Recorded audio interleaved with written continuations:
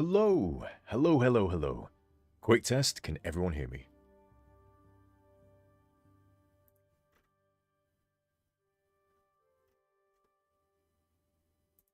If you can't hear me, now's the time to say it. Because I'm fairly sure my mic's working, fairly sure everything's streaming as it should be, but you never know.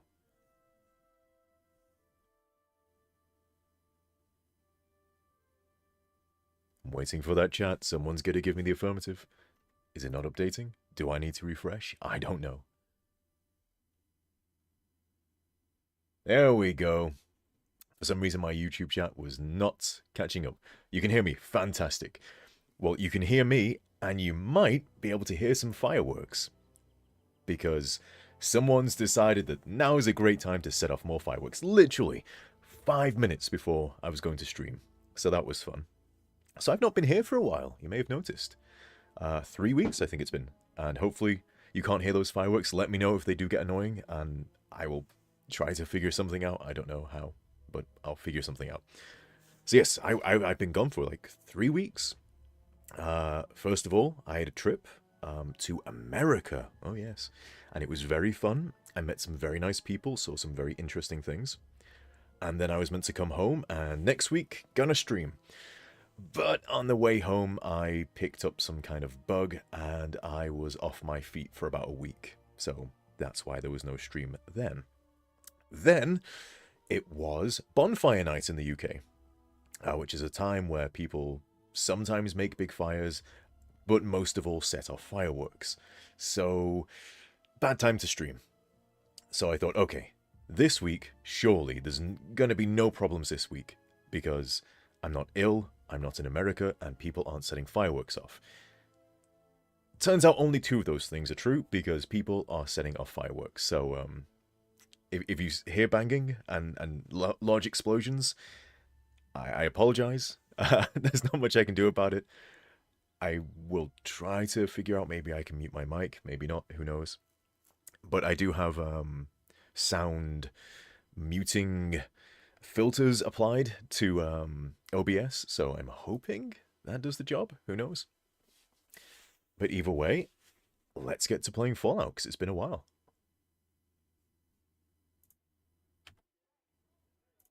If I can remember how to do that is the question.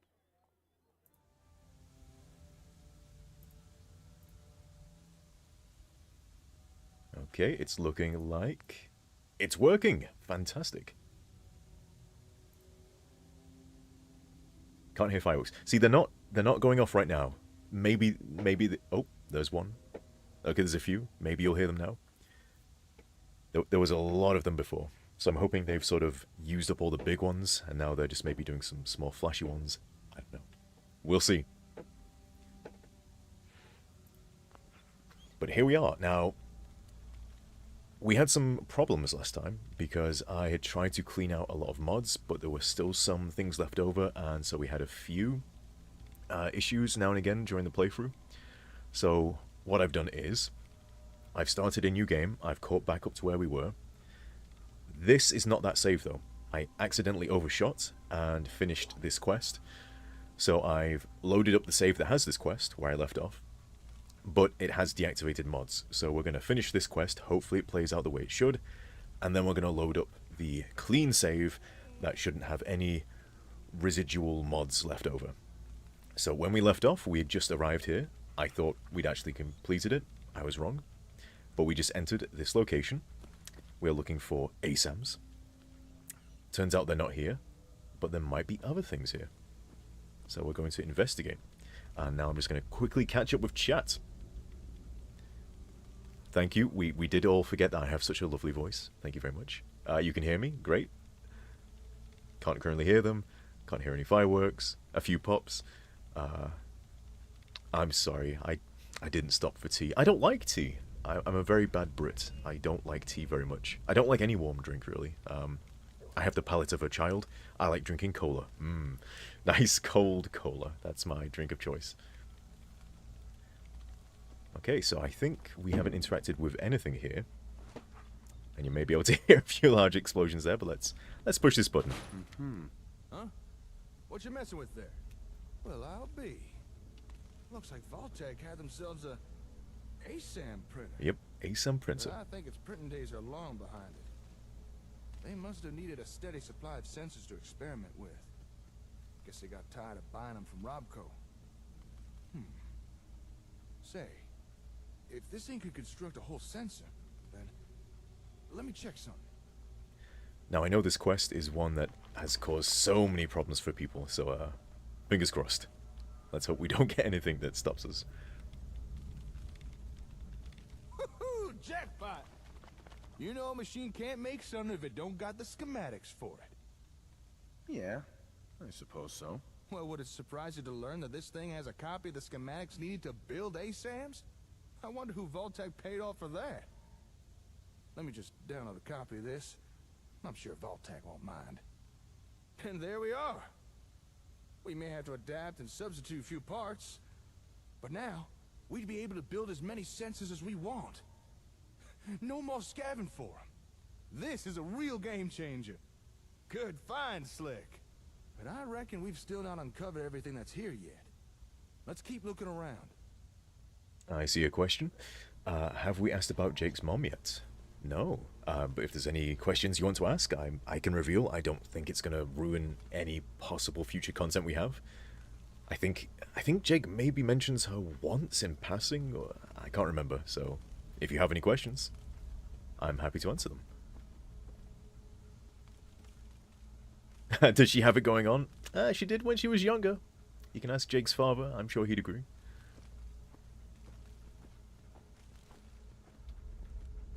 I'm just going to go over here in the meantime while people ask the questions. So this quest was a pain in the arse to set up, because I decided I wanted the player to be able to explore these things in any order whatsoever. So we have the printer over here, we have the holotape that's over there, and we have the strange machine over here. And the idea is you can interact with them in any order, and Jake will, if you've not found them all yet, will give you the prompt of, hey, you should go find more things. Or if you happen to found all of them, he's like, let's do a recap of all the things we found. Apparently, this was very difficult to pull off, and I think it's why so many people had difficulties with this quest. Now, apparently, this is something I think Gaff said he's figured out later, and like if he could go back in time, he'd know a much better way to pull this off. But that's probably the reason so many people had problems with this quest, is because you can do things in any order in finding all these items, and that causes problems. Now let's see if there's something here, which should be. Ooh, where it's slightly out of focus for this terminal. I'm just going to brute force it because this is how I do it, even though I can't see all the options. Nope, locked myself out. So this terminal here, it's meant to have some entries on, which I think it does now, but it's also meant to be to open up this door here, because if you don't have bobby pins, I think we put some in here just in case. But if the player, yeah, there we go.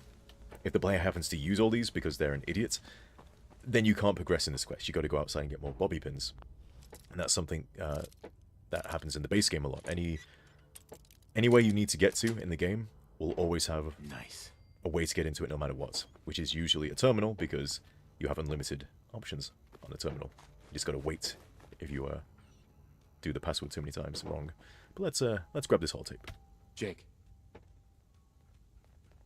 Yeah? Found something? And let's get out of Jake's way. Oh, what have we here? Come on, duck meat. Other way. Nope. Get on. There we go. Pathfinding found a way. Maybe. Come on, Jake. There we go. Let's just listen to what he has to say. Oh, well, how about that? Got some clipping there in the back of his outfit. Data for the different ASAM variants. You know, plot types. I think that's due to the armor he's wearing. Can be programmed for. I suspect Vault-Tec planned to copy the software. Let's see. We got residential, agricultural, and industrial. Whoa, hold up a sec. Quick poll in the chat. Do we want to listen to Jake's talk? Do we want to listen to most quest dialogue? Or are we going to skip? I'll leave that up to you guys. Slick, do you know what you just found? Nope. Do you? There's data for 4 new plot types here. 4 more things that ASAMs could build. I don't think Robco ever released these variants. At least not to the general public. This is one hell of a find. I'm gonna have to study this tape. If I could figure out how to transfer new data onto sensors, I'm fairly certain we'll soon have more things to build. Sounds whatever. If you say so. I never thought we'd find something like this here. I wonder what more's hidden around this place. Come on, let's keep looking. Okay, while Jake keeps looking, let's catch up with chat. Tell us about Jake's mom. Why do we never hear about Jake's mom? So, from a writing perspective, she's not that important, really. Like, Jake's dad, we only hear about when it's relevant to his backstory. So that's originally... So, okay, let's dive into an old version of SS2. At one point in a version of the writing, Jake's dad was alive, and he actually came to the Commonwealth. And this is why Jake had come here. He was following his dad, who had left for reasons unknown. And it was going to be that Jake's dad was the one who discovered ASAMs first, and that he had found out about ASAMs through some tape thing, something he called memory tapes. And he'd left these memory tapes behind, but gone to the Commonwealth for reasons unknown to Jake. Jake knew that these memory tapes somehow held the answer to where his dad was gone, and so was trying to read them, and he figured the way to read them was somewhere in the Commonwealth. And so that was kind of like the backstory. So we would have met Jake's dad maybe at some point in some version of the story. And I believe he was called Jack, because of course he was. But even then, Jake's mother wasn't that important, because she just wasn't important. Like, we don't hear about many people from Stanford, really. Maybe if at some point we were to go to Stanford, I think we probably would hear more about her, because she'd probably be more relevant to the plot then. Is Jake's mom alive? Is she dead? She obviously wasn't around when Jake's dad died. So this is all up in the air. It could change at any point, because I don't think anywhere in the mod we've sort of said this is exactly how it is, because once it's in the mod, often we don't change it. Like, that's the law now. But the rough lore I have already is that Jake's mother is dead. She died when Jake was kind of young, and she died due to drinking bad water. And this is what spurred Jake's father on to making the water purification plant and get that running and give clean water to everyone, because her death could have been avoided if she'd not drunk really crappy water. So that's kind of that's the most her character serves. She was the inspiration to Jake's father and to Jake a little bit. And oh, that is sad. It's sad, but it's like, well, why did Jake's dad want to make the water purification plant? He needed a reason. Well, it's because his wife died, and, well, that sucked, and he realized he could have prevented it, and he didn't want that to happen to anyone else, and that sort of sets Jake's dad up as being kind of a good guy as well. And Jake's not as good a guy as his dad, but he's trying. Like, his dad is his role model, and he realizes, yeah, he doesn't quite live up to how good his dad was, but he's trying. Jake's trying, and, you know, if the player's a nice guy, they encourage Jake to maybe push that a little bit more. I figured Jake's dad was just inherited the water purification. Yep, so he didn't inherit the water purification plants. He repaired it. He got it working again. So obviously it was like a pre-war thing, because of course it is. But he figured out how to get it running. He was not as tech savvy as Jake maybe, but he worked very hard to get the purification plant running. And Jake grew up kind of around this thing, and that's why he's so tech savvy, because he was helping his dad at the time, and he picked it up better than his father. But his father was more focused. Like, he actually had a goal, he had a reason to do it, and sort of a drive behind it. But when his dad died, Jake lost that drive. That's why he wasn't sort of too concerned about getting the purification plant running again. And why, when the people of Stanford were like, oh, we don't want to help repair it, he was like, well, screw you guys then. Like, he didn't care about Stanford that much. He didn't care about the water purification plant that much. So that was a good excuse for him to be like, nah, I'm not going to do that. So yeah, sad, but that's a neat backstory. Thanks for sharing. You're welcome. So let's go find the next thing, which could be the strange machine over here. And we also get a guest appearance by someone who will appear later, who is aggressively T-posing at us. One day, this is something I want us to try to polish. I think we might be able to somehow do it now that we have Automaton as a DLC that's needed. But it might be a bit complicated, because you don't need it for Chapter 1. but I'm sure there's some way that we can detect if you have Chapter 2 installed. We can get a sort of non-T-posing. I think we can clip into Mallow here. And I think this is the only way we could get this particular model of Assaultron, of Protectron, here like this, without being like hostile and attacking us, or just being a ragdoll on the floor. Maybe a ragdoll would be better. I don't know. But for now, this is Mala. This is where we find her. She's an Easter egg later. There is no power flowing to this. Maybe there is a clue in the level design. Would you look at that? Now, I didn't tell Business Vulture to do that, I don't think. He's just a good level designer. And he figured, hey, we need a clue from here to over here. And it's this little power cable. And the light turns green. Hooray. That should mean we have power over here now. Yes, it does. Get ready for Jake. Uh-huh. What's all that ruckus about? Who's going to teleport behind us. Would you look at this thing? There he is. What were Vault-Tec trying to do here? And what's that noise it's making? Ugh, must be something wrong with it. So for the longest time, I don't think we had an actual noise here. So Jake would always comment, what's that strange noise? And we didn't have anything. And that bugged the hell out of me. Picking up some kind of radio signal. It's still kind of quiet. It's something that, again, probably polish at some point. It works well enough now. Go to that table with the ASAMs in the other room. Okay, let's go to those strange ASAMs in the other room, which I think are slightly scaled down. There should be a switch there. Flip Yep. it off and cut the power to the sensors. Huh. All right, come on back.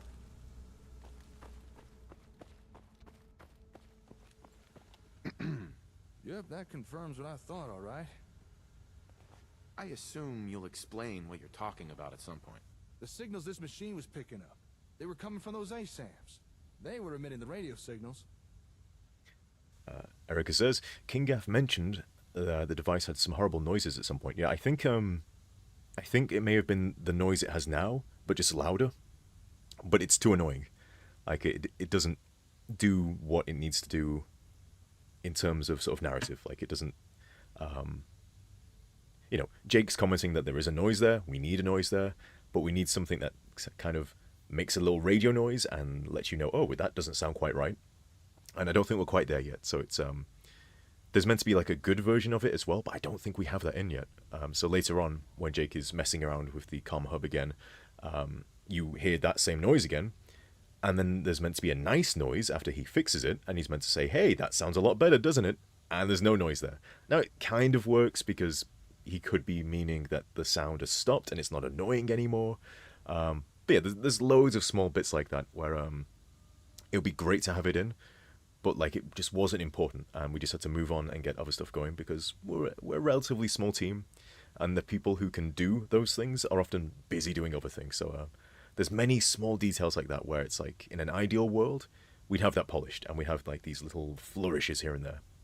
And again, at some point I'm sure we're going to go back and put them in. We just got to get all the other content in first because there's so much we want to get in, and we will try to get it in. Let's be mean to Jake. I have no idea what you're talking about. The ASAMs. They were emitting the radio signals that this machine was trying to pick up. When you turned off the power, we stopped the signals. I didn't know the sensors could do something like that. Emit a radio signal, that is. But that begs the question. And here we learn Just that what is this ASAMs thing? emit radio Why is signals. it trying to My pick up gosh. signals from sensors? Just what kind of ASAM technology were Vault-Tec trying to copy here? I don't know, but I don't think I've picked up the instruction manual yet, so... I'm just gonna take a look around. That's probably a good idea. There's gotta be someone around here to tell us what this machine is. Some notes or documents or something. Take a look around, see what you can find. Notes or documents, you say? Well, here they are. Let's grab them. Oh, he's running away. Come back, Jake. I found some technical documents for you. Really now? Let me take a look. Well, I'll be. Oh, we got to do the According thing. to these documents, this machine is Vault-Tec's attempt to duplicate a comm hub. Yep, I mean, it's that's not what that exactly picture is. good attempt, but still, I suppose an effort was made. Not much a rival product, though. Doesn't even seem to work right. I guess after Magnuson stole the hub, Vault-Tec were forced to build their own version with no real reference. You know, if this thing really is a reproduction of a comm hub, I think we actually might be able to use this. How's the game volume, by the way? Is it okay? Yep, so that drawing, I think, is meant to be drawn by Virgil, and I think those are the notes that get given to, what's her name? Brotherhood Fixer Lady. Proctor Tegan? No, that's the other guy. You know what I mean, right? She's in the power armor. I think you hand it to her, and I think she looks at it in the power armor, so it's interesting that that animation exists for people. Actually, no. Proctor Ingram, thank you. Now that I think about it, you probably give those same notes to, like, the Railroad or the Minutemen, so it makes sense that there is a version for it that isn't in power armor, but there's also a power armor version, because she has to look at it as well, and power armor uses different animations than regular human, like Jake. So yeah, that's, next time you're doing the main quest and you're doing the molecular relay building, once you hand over the documents, that's what that is. And I think the reason they're drawn in crayon, it's meant to be kind of a joke, because Virgil's a super mutant, and I guess that's as dexterous as he can be with his big crayon hands. I don't know. It doesn't make sense, because he's meant to be a smart super mutant, so it's not as if he, you know, was drawing funny, pretty pictures. Let's be mean to Jake. Come again? What do you mean? We came here looking for another Sadly, we're going to comm, lose all of the one we mean thought progress, so bad because it we're loading in a won't save turn where I off. just cheated past this While it's quest. not exactly what I So we'll expected have to be find double here, mean to make up for it. This Vault-Tec knockoff might still be useful. Call me optimistic, but between this thing and the real comm hub, we might just be able to cobble together something that works. Yeah, I don't care. Whatever. Not like I care anyway. You say that, but you wouldn't be helping out if you really didn't care. But all right, whatever you say. Well, with that, I think we've uncovered everything we can here. Okay, let me just take a mental inventory of everything we found. We got the schematics to build our own sensors. New plot types, if I could figure out how to make them work. And of course, Vault-Tec's version of a comm hub, which just might allow us to start repairing the one we've already got. To call this trip productive would be an understatement. I knew working with you was a good idea, but damn, I didn't expect us to do this well. Do I be mean? Do I be flippant? Let's be mean. The reward better be worth it. Oh, it will be. Trust me. All You right, just we can't start dull gathering Jake's things spirit, up. no matter what you say. He's Move a everything we positive found back guy, to the hardware store. most of the time. Oh, wait, shit. I completely forgot. I meant to go meet up with someone. And I doubt they'll take kindly me blowing them off. Now here's something I regret in my writing here. There's a few cases in the quest now and again where it's like, I should have written that better, or I just want to remove something. I don't think Jake I don't think Jake should say shit there. It's a bit too much. Like, when I wrote it initially, I think in an older draft, it was more of a big deal that he couldn't go meet with this mysterious person. But in this version that exists now, it isn't quite that big of a problem, so he shouldn't be swearing and using such strong language at this point. It's slightly out of character, and it just bugs me every time. I could remove it, but again, it's in the mod now. It isn't huge. It's just, if I could go back in time, I might remove that. Let's say... Who is they? An acquaintance of mine. Actually, it's the guy who got us the info on this place. Oh, sounds like a cool guy. Said he needed to talk to me once I was done here. Something about some important information he wanted to share. But there's no way I can just leave all this stuff here. Look, I know I'm kind of passing the buck, but could you meet with this fella for me? See what he wants? I'd really appreciate it. Fine, since Jake's so useless. I guess I'll have to, since you're useless. I know I'm being a pain in the britches, but I really do appreciate this. The fella you need to visit lives up in Diamond City. He's an information broker. Calls himself the Ron. Chances are he wants to sell us some info. And given his past track record, it's probably something useful. So here, take these caps. Pay him and find out what he has to say. Most hours of the day you'll find him in his office, towards the back of the city. Say, not that it's any of my business, but while you're in Diamond City, might be a good time to follow up on any leads you got. You know, on your kid.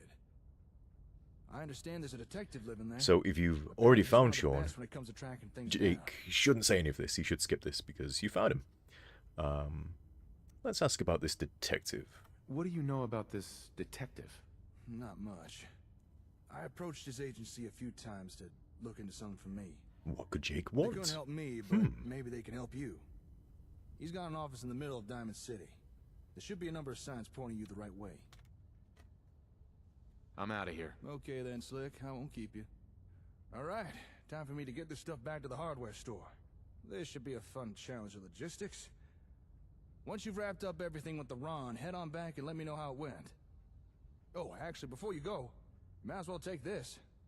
Here. That's a copy of the ASAM schematics. With that, you can now build your own sensors. As long as you got the parts. Hooray! We can now build more ASAMs.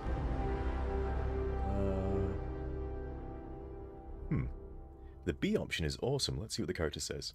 Hell yeah. Okay. I won't blame you if It's you an wanna aggressive test out option, and that's build why a it's few B. sensors. Just don't keep the Ron waiting for too long. Anyway, I'll see you later. Good luck out there. Okay, we're gonna catch up with chat. I have a question for you.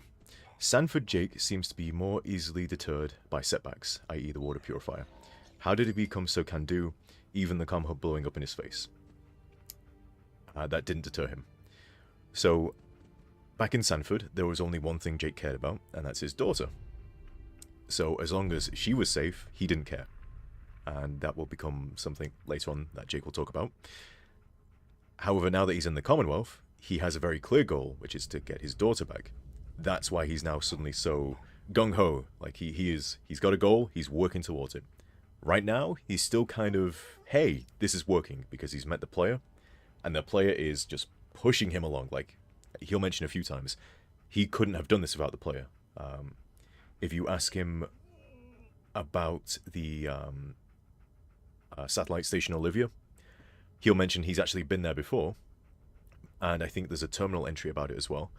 But he didn't get very far because, well, he's not the player. He's not a god, and so he had to run away. But now that he's joined up with the player, well, player gets stuff done because that's just how this game works. So he's pretty happy. Like, even when there's setbacks, he's still making crazy amounts of progress. So he's quite happy at the moment. That will change later on. Something will happen, which I think everyone here knows about. So we're going to meet the Gunners, and that's going to be the first time when he's like, maybe we can't do this. And then we'll have a talk with him, and maybe we'll cheer up his spirits. I don't know. And also, some of you may not know, if you hang out here for a while and talk to Jake again, he might have something more to say. Still here, I see. Actually, if you've got a minute, there's something I've been thinking about. Okay. Make it quick. Well, this Magnuson guy, just what was going on there? I mean, clearly he had no interest in helping Vault-Tec. And just what was he doing with all the supplies he was stealing? Like the comm hub. Why'd he send that to Olivia? I find it hard to believe Vault-Tec didn't notice that. Did they have their heads in the sand? Or did they just not care? Doesn't any of it strike you as kind of weird? Now in writing, we call this foreshadowing. So essentially all the way in chapter 1, Jake literally asks a lot of the questions that get answered later on when we meet Magnuson, including a lot of questions I see players asking by themselves, which is good. It means they're paying attention to the story. But a lot of people don't find this little extra thing here because, well, it's an Easter egg. It's designed for people who, you know, want to speak to Jake again, which is something that we found out later on. Well, Gaff told me players will always talk to our NPCs in between quest moments to try and get extra responses from them. Sometimes there's no dialogue. Often now, because it's become practice, we'll have a prompt to tell the player of like, hey, go do that thing I just told you to do, or I'm busy right now. So this is kind of an extra reward for players who like to pester our NPCs, and maybe occasionally they might have some extra info. I think I do this a few times later on in the quest. There's not many times this happens, but it happens occasionally where if you talk to someone again, they might have some more information for you. And in this case, it's kind of foreshadowing a lot of the Magnuson stuff. But let's press B. Why not?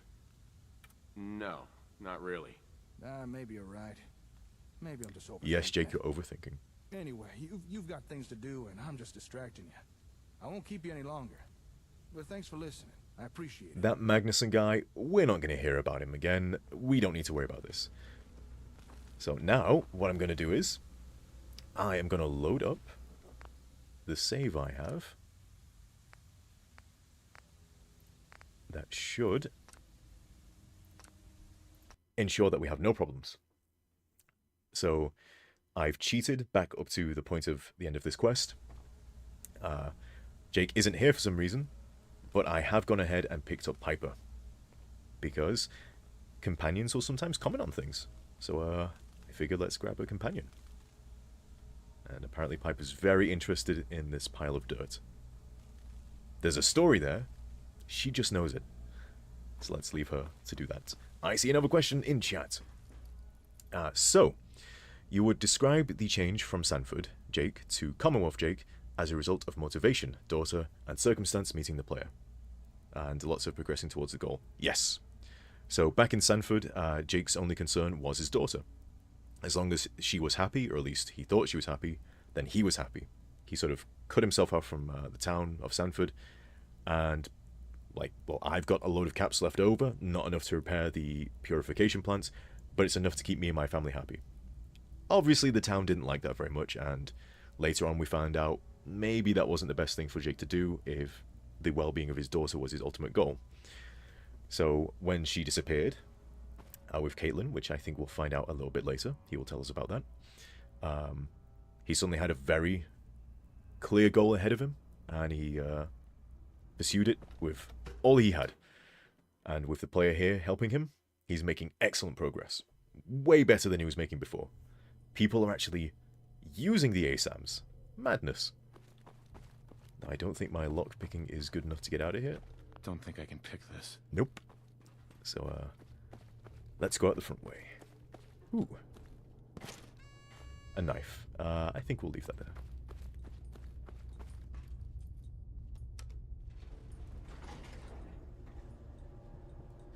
More questions. In that regard, would you describe the disposition of the Commonwealth Jake when he confronted the gunners as closest approximation to Sanford Jake that the player gets to see? I'd say the first bit of Sanford Jake you see is in the church, which I think is in Chapter 2, which is after... Is it before he gets kidnapped? I don't know, I wrote this. I think that's Chapter 2, where we get to see Jake in the church. It's either before or after he gets kidnapped, because he gets kidnapped at the end of Chapter 1. Spoilers. But that's when we see a bit of Sanford Jake. We also see Sanford Jake in that he's quite rash. He has a goal and he'll rush towards it and not really take things into consideration, and that's why occasionally things don't go his way, like when a settlement gets attacked because, well, he made them a target for the gunners. Aiden wasn't wrong about that. We see it a lot later on in Chapter 3, where Jake makes a very rash decision, and depending on how the player has done things up until that point, well, I won't spoil it because we'll get there eventually, and I'm not sure what result we'll get. Because we have cheated, we've skipped ahead. So we don't have as many B options as we had previously, because those options matter. What you say to Jake, he pays attention. He will remember this. Too large. Martial Law, Chapter 2, sorry. Thank you very much, Too Large. Well, I'm going to call you Cal. Cal's easier. You and your name. It's such a long username. I know Gaff likes to call you Too Large, but I think Cal has the accepted shorthand at this point. Oh. Oop. What's that? Nothing. Okay, I'm gonna go this way, and I'm gonna fast travel. Let's go hide over here. Can you fast travel when there's a caution? I don't know. But let's head to Diamond City, the Great Green Jewel.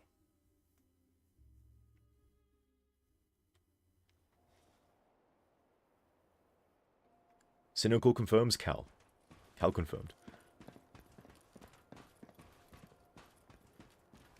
So there's poor Nat, who Piper will never visit again unless you bring her there. You're such a caring sister, Piper. Anyone is one of those things. Hey, you're that vault dweller from the paper. Nope. Her and her Different vault dweller. hair. Oh. I think Madonna's about to do one of his speeches, but no one's here to listen. See, even the vanilla game has some clunkiness occasionally. It's not just us. It's just the way things work. There we go. He has an audience of 1. That's enough. I'll just quickly catch up with the chat before we go see those interesting fellows over there. You wouldn't have chosen such a long username if you knew how it would get used. Yep, I think Cal. Cal is what we're all going to go with. King Gaff mispronounces Zurich. He does. But he can say it any way he wants. He's earned that right. But, oh, what's this? It's not even a paid contract. Because Algernon told us to, and the captain's not a man you ignore. Well, I just might. I got better things to be doing. Well, it was nice knowing you. I'll hire a preacher to say some nice words when we bury you. You really think he'd put me in the ground? Just over something like that? At the very least, Hi, put Piper. your head through a wall. Maybe we should just keep on looking. Yeah, maybe we should. So, here's something interesting about that wonderfully voiced character over there called Wise. For the longest time, well, still, we, for some reason, whenever we treat the audio for the voice actor who voiced Wise, it just wasn't right. There was something in the setup there, either in the microphone used or just in the recording environment. So once the audio was treated, it just doesn't sound right. It's still not quite there. I think the volume's a bit too loud still. This is something we did get solved eventually. I think I've already... It's me, I voice Wise. I ruined it. I think we've already replaced his audio once, but it definitely needs a third time maybe, just to bring it up to standard. So I cringe anytime we hear Chapter 1 Wise, because the audio quality just isn't there yet, and when you hear him next to Berman, who has beautiful audio quality, oh, it hurts me. But let's go look at these interesting fellas. What are they up to? Hey! Where do you think you're going? Now, you better answer if you want to keep those teeth. It's not his business. He has a nice attitude. I don't want any trouble. Or we're going to tell him to get out of my way. Now, it turns out I don't have any perks we can use on him. If you have, I think, the sleight of hand perk, is that what it's called? You can steal some orders from him, and this is the first time we'll hear about Algernon. I guess you could also pickpocket him as he's walking away. I'm gonna be aggressive. I think he will respect that. Get out of my way. Or what? Will you just leave them alone? We're not meant to start trouble with the locals. Yeah? Well, how do we know this ain't the man we're looking for? He doesn't even match the description. Now come on, let's get going. We got work to do. God, you son of... You got lucky this time, Wastelander. I better not see your face again. I love that ad-lib of Son of a Ghoul. That's great. Cobus in the chat. I wonder how SS2 would have played out in the perspective of Berman as the protagonist. He'd kill a lot of people. He wouldn't make friends. He wouldn't rebuild the Commonwealth. And he'd probably get drunk in a bar somewhere. The end. But now, we're going to visit someone pretty cool.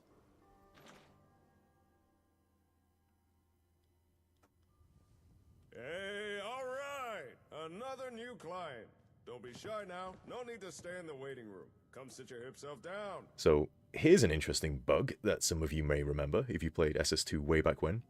Anytime you'd enter this cell, Okay. for some reason, How about some pie? the player would look straight down at the ground, and we couldn't figure out why. My only guess is maybe it's something to do with us trying to bring the camera over to the Ron, and it wasn't working properly. As you saw when we came in, it did actually center on him. Or maybe that's the fix that was put in to get it working. Either way, it works now, kind of, so that's great. You know, you're my favorite Oh. client. There's a line there. We need to condition Cal. I think that's been on a list of polish for ages. He should say that like after a quest or two, because he doesn't know you yet. Also, this is another thing that's been on my notes for ages, but it's such a minor thing we haven't got around to it. The lines that the Ron says here are out of order. So when he offers you some pie, there's meant to be some previous lines where he's like, come on, sit down, like, you know, what if I get you a drink? How about some pie? So there's meant to be some lines before that. It's on the list already, so yep. It's one of those things that's been there forever, and I think I did try to fix it once, and there you go. The whole loop is broken. It's probably my fault. I think I got it working slightly better than it was at one point, but I'm no expert on these things. So Oh yeah! let's take a seat. This guy's pretty cool. That's another thing. When you're sitting, it's meant to trigger a conversation with him. I don't know if that, again, is something we've just not got working right yet, or it's just not even there. Who knows? But Oh yeah! I like that look. okay. The Oh, kind that there we says, go. Don't start trouble with me. It's delayed. Unless you're cruising for a bruising. I can tell you're a guy with his head on straight. The smart, sophisticated type who really understands the way of things. Let's be rude.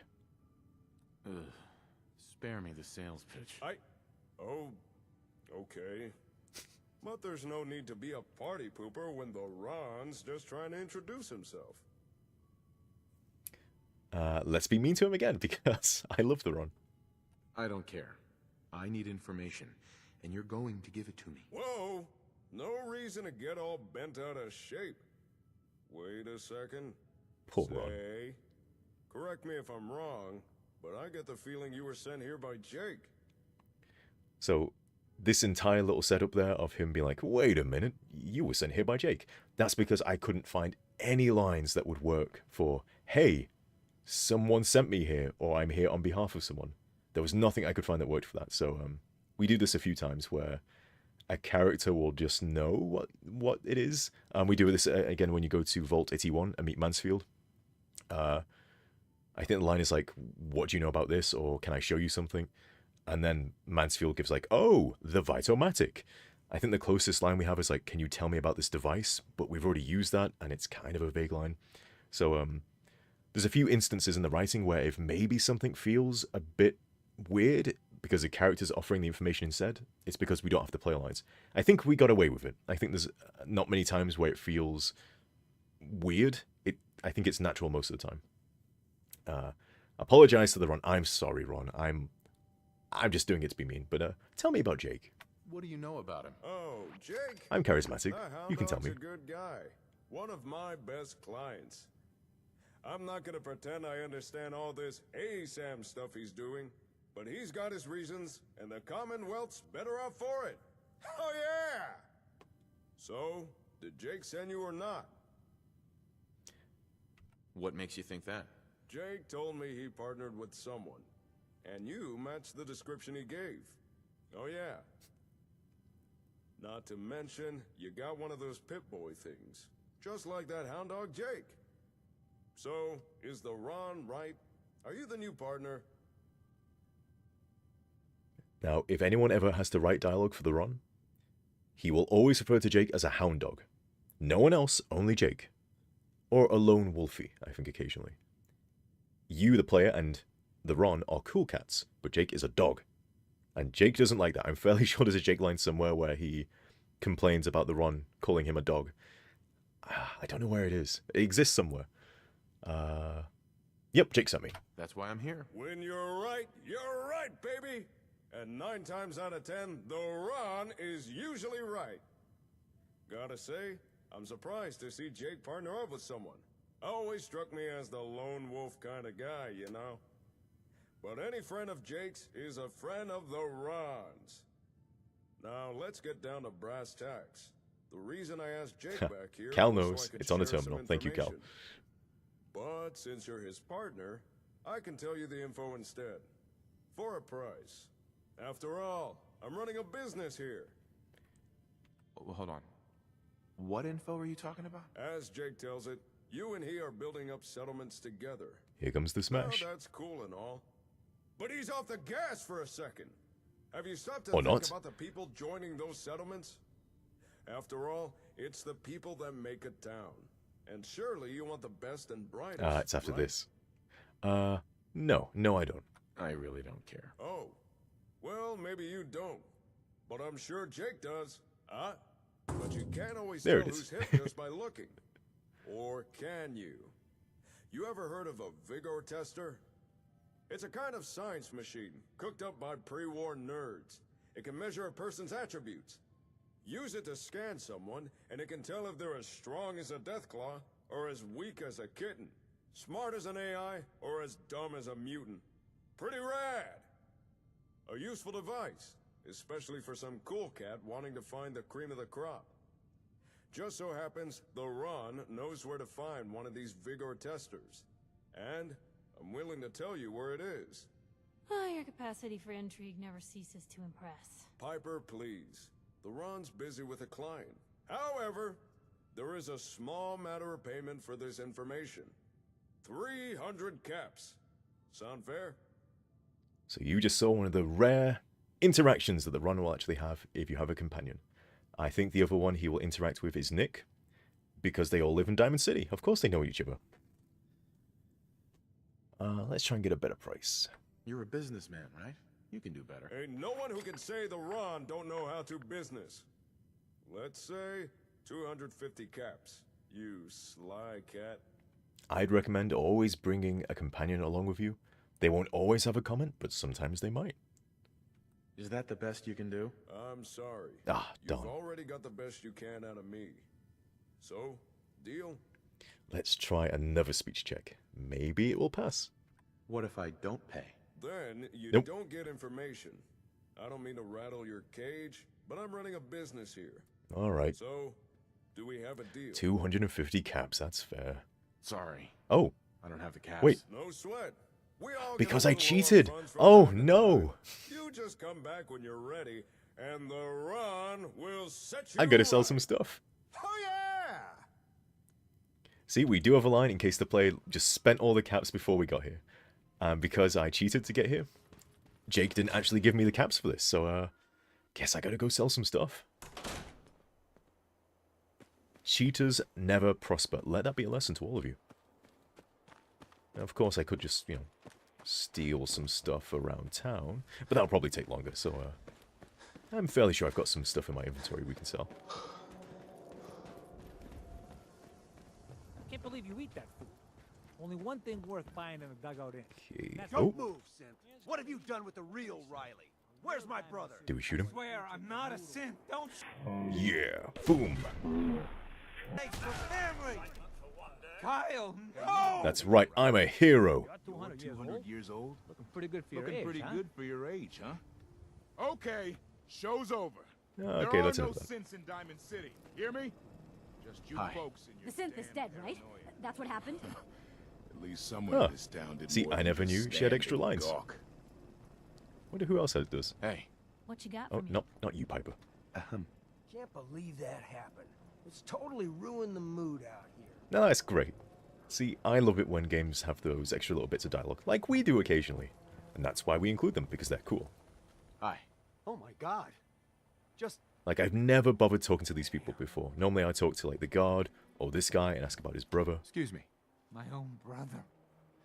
If you hadn't shown up, he would have killed. Well, he's dead Your now. brother's dead. He would have killed you. I'm not a synth.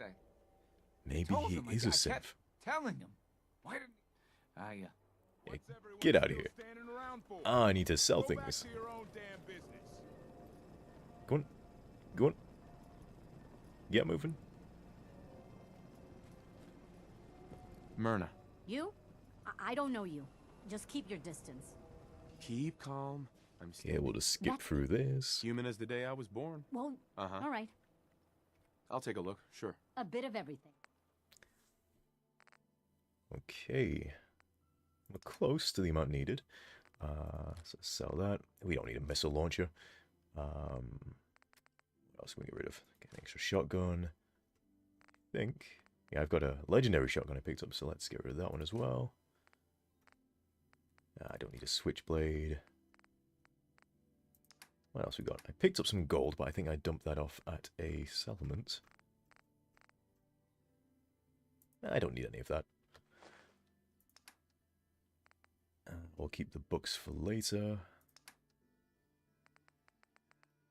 We have a gold watch. Okay. There we go. That should be more than enough for our cool cat. Wait a minute. Okay. Where is it? I know it's here somewhere. There it is. We'll just pick this up and take it over here. No one needs to know what I'm doing. I must wait for that guard to pass. Pop this here.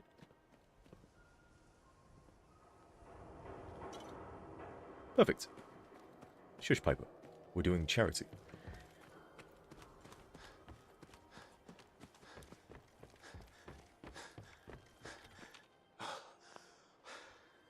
Hey, buddy. You okay? So thirsty. Doctor says I can't drink liquor no more. Cola. Need a Nuka-Cola. What a coincidence. Nuka-Cola. Here you go. Real sweet of you. Ah, thank you. Now Thank Piper you. likes it. See, it's good that I'm a thief. Oh, wait. I almost forgot why I did that. Hey, Sheffield. What do you think about coming to work for me? There we go. Really? You mean it? That's right. And off to stall let you go. Okay, I'll do it. See, I wish there was more of that in the base game, of just people you can run across and sort of recruit them. I could be wrong. I think there's a mod that kind of introduces more characters like that who you can recruit as settlers. And if not, there should be, because it's a more interesting way, I think, than just putting down a beacon. I mean, that's what SS2 does, essentially. We have people show up, but occasionally they'll show up and have a quest for you. Sometimes they join you. I do like that mix. But I wish there was just more people in the world. I know there's a mod out there for 2 characters you can meet randomly. An old guy and his daughter, I think. And in the base game, you just find them and talk to them, and that's it. But the mod allows you to recruit them as settlers, because why not? So, yeah, there should be more mods like that. I like that. Hey there, cool cat. You ready for that info now? Just the matter of the bill to take care of. Well, I happen to have the money. Here you go. Sure. Here you go. Oh, yeah. First things first, take this folder.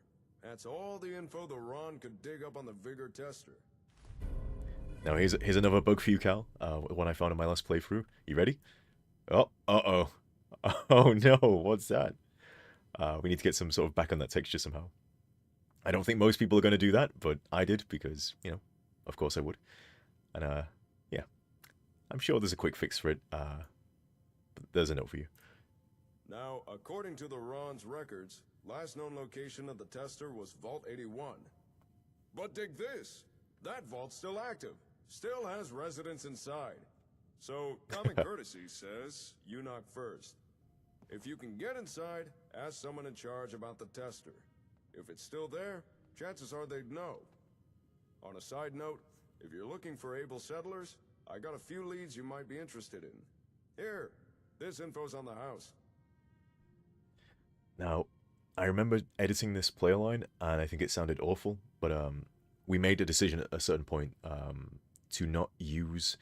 Now, AI didn't exist when we started SS2, all the way back in Chapter 1, so that wasn't an option, but there were sort of earlier precursors to that. So there was like I think it's called like the Robo Voice tool something, which allows you to duplicate like characters' voices. It would sample them and allow you to then, you know, create your own lines using them.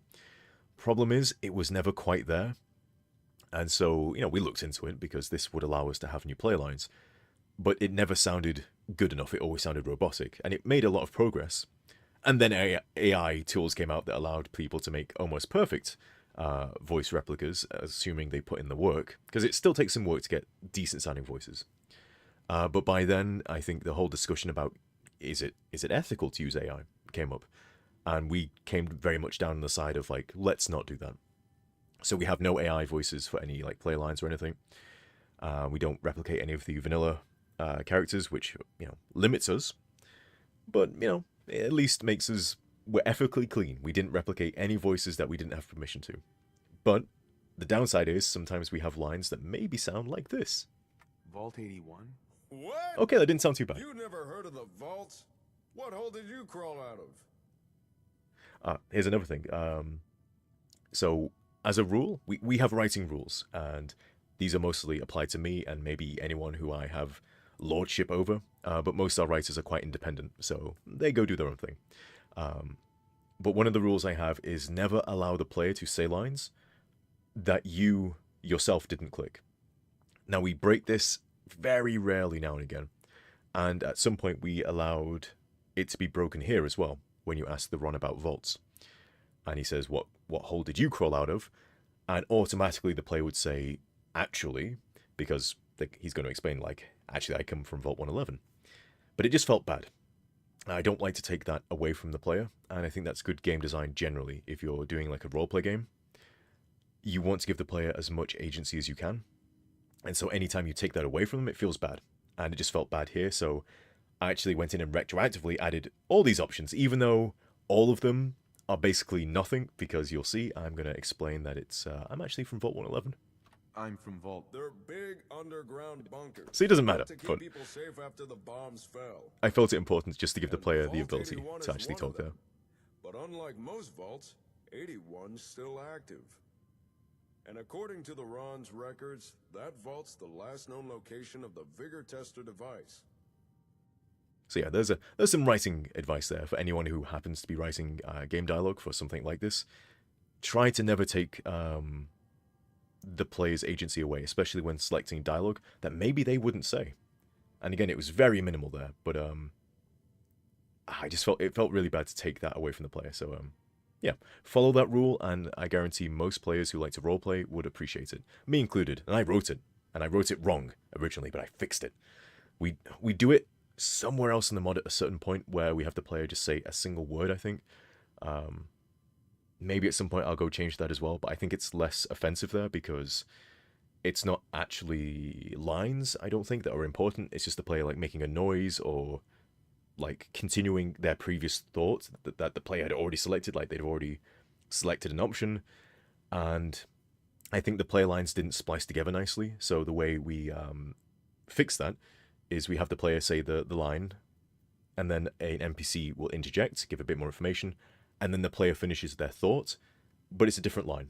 But you don't notice that they don't sound alike because you've had that NPC input in the middle. So that's another time we do break that rule. But again, it's a limitation of play lines. I don't want settlers. Settlers suck. No, not interested. The Ron understands if you're too busy. After all, time is money. But if you change your mind, you have the info you need. Since it appears Jake is busy, That's a classic quest thing. Yourself. Do the quest. I don't want to. Well, you can do it later. It's fine. It's near the old Chestnut Hillock Reservoir. Just look for all the water. You can't miss it. I'm going to pick this option. I don't think I've seen many people pick this one. Good to know. I'll be going. You keep yourself safe. Things can be rough out there. And remember, if you got information to buy or information to sell, then you come see the coolest cat in the Commonwealth. The Ron! Oh yeah. Now let's take a peek at the Ron's terminal over here. He won't mind.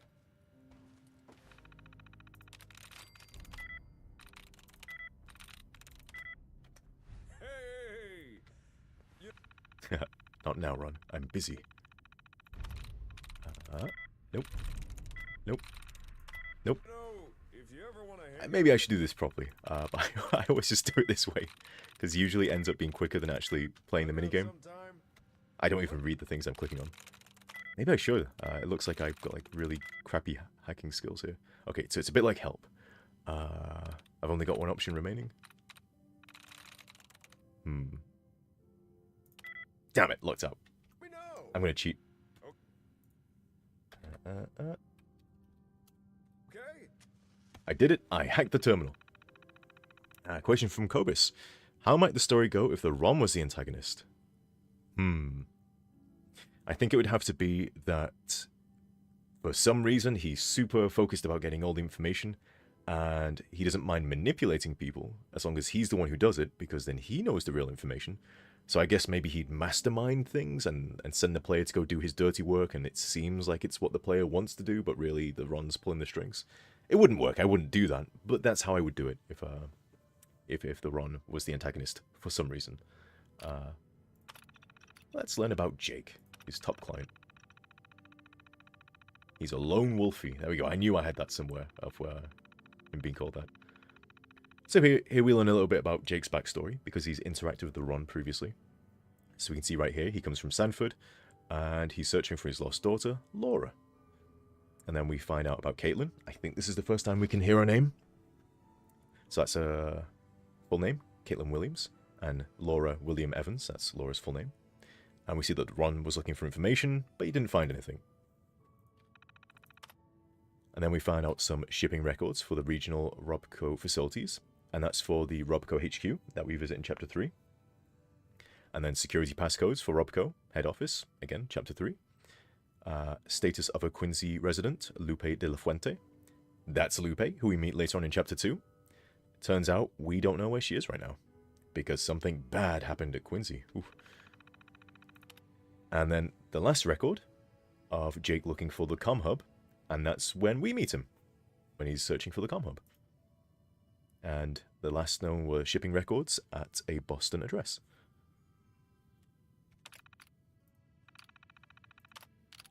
And then I think we have some of the Diamond City residents, including Old Paul, who originates from Diamond City. His full name is Old Paul Jones. And we have a little Easter egg here. He wants to sell some rubber. Who's he going to sell it to? The New Liberty Trading Company. That name sounds familiar. I wonder if we'll meet those guys later on.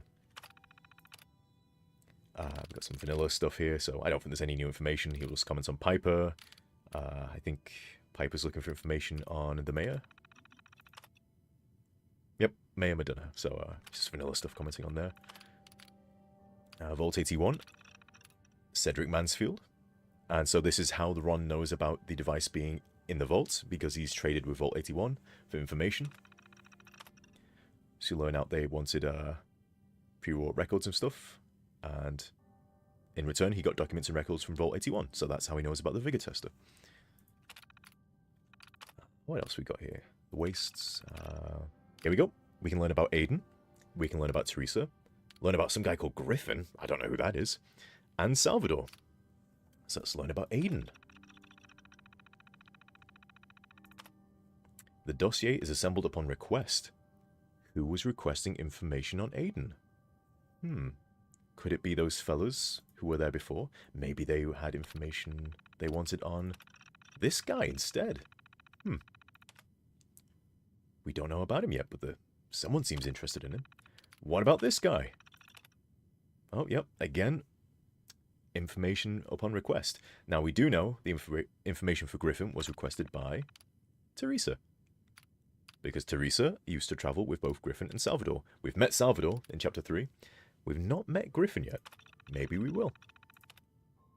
Yep, so we want to know about the vigilante known as Griffin. Where is he? Information gathering is ongoing. And the Gunners, Captain Algernon.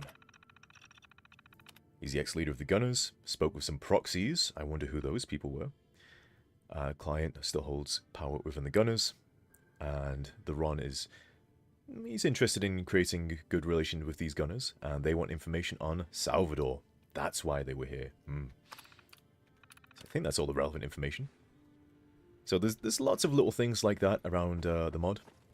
Where there's clues and hints to events that happen later on. Or characters we'll meet. So a lot of it was planned out, like, years in advance.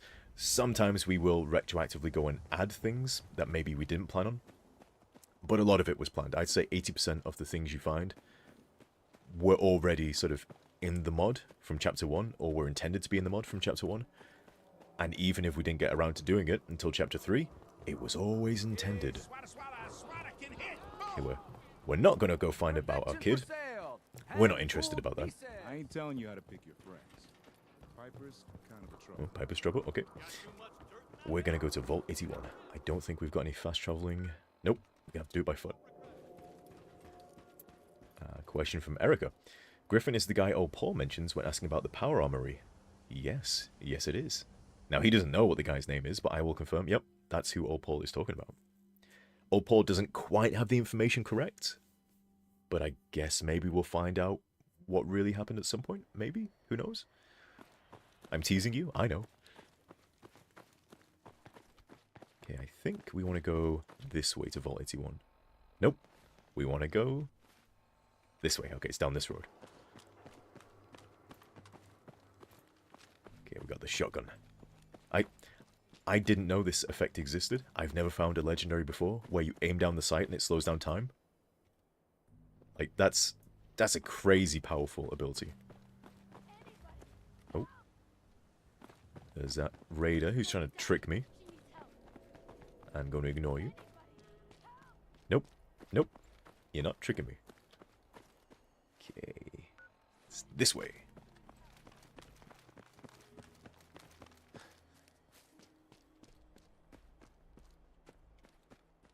There he is. I knew we had a billboard somewhere with him on.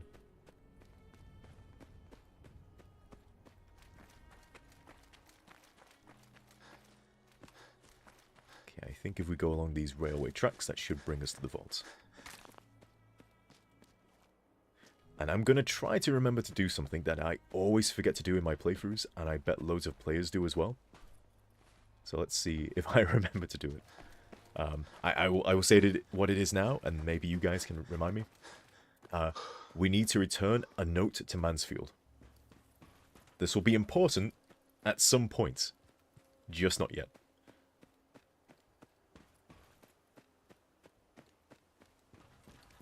Ooh, who's that over there?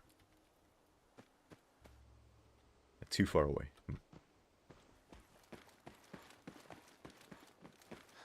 Let's put this gun away. It's probably slowing us down. Okay, we're near to the vault. Now I'm going to save, because I'm going to try to bluff my way in with the whole... I am from a vault, but I want to pass the speech check so they can let me in without finding all the power cores. Because I'm not going to do that. So I'm going to do some save scumming. Oh, looks like Cobus is off. Goodbye, Cobus. Those were raiders in the overpass. Okay. Now, I've heard conflicting reports of when the game actually sets the RNG. Have I got some questions for the folks down here? That's nice, Paco. So I'm going to save right here. But let's hope we get it first time.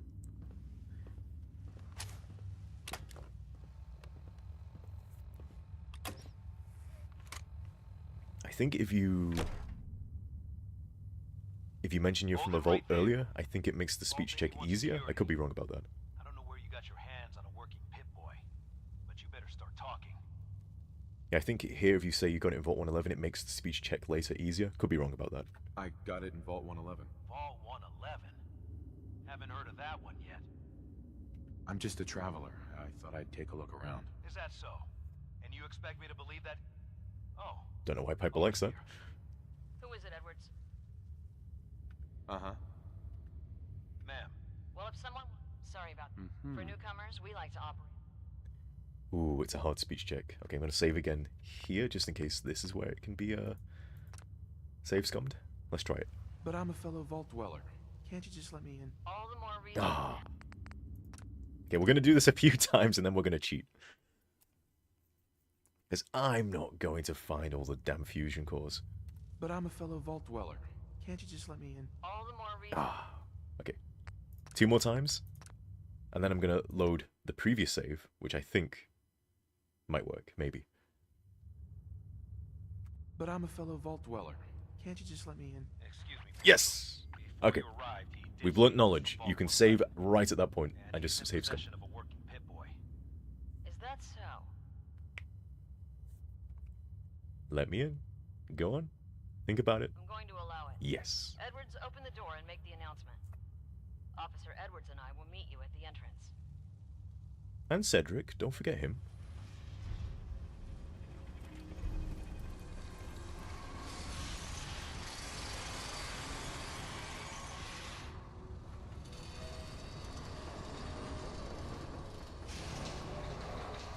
They really should have their gun pointed at you when you walk in. Man, my guys have been working doubles for weeks now.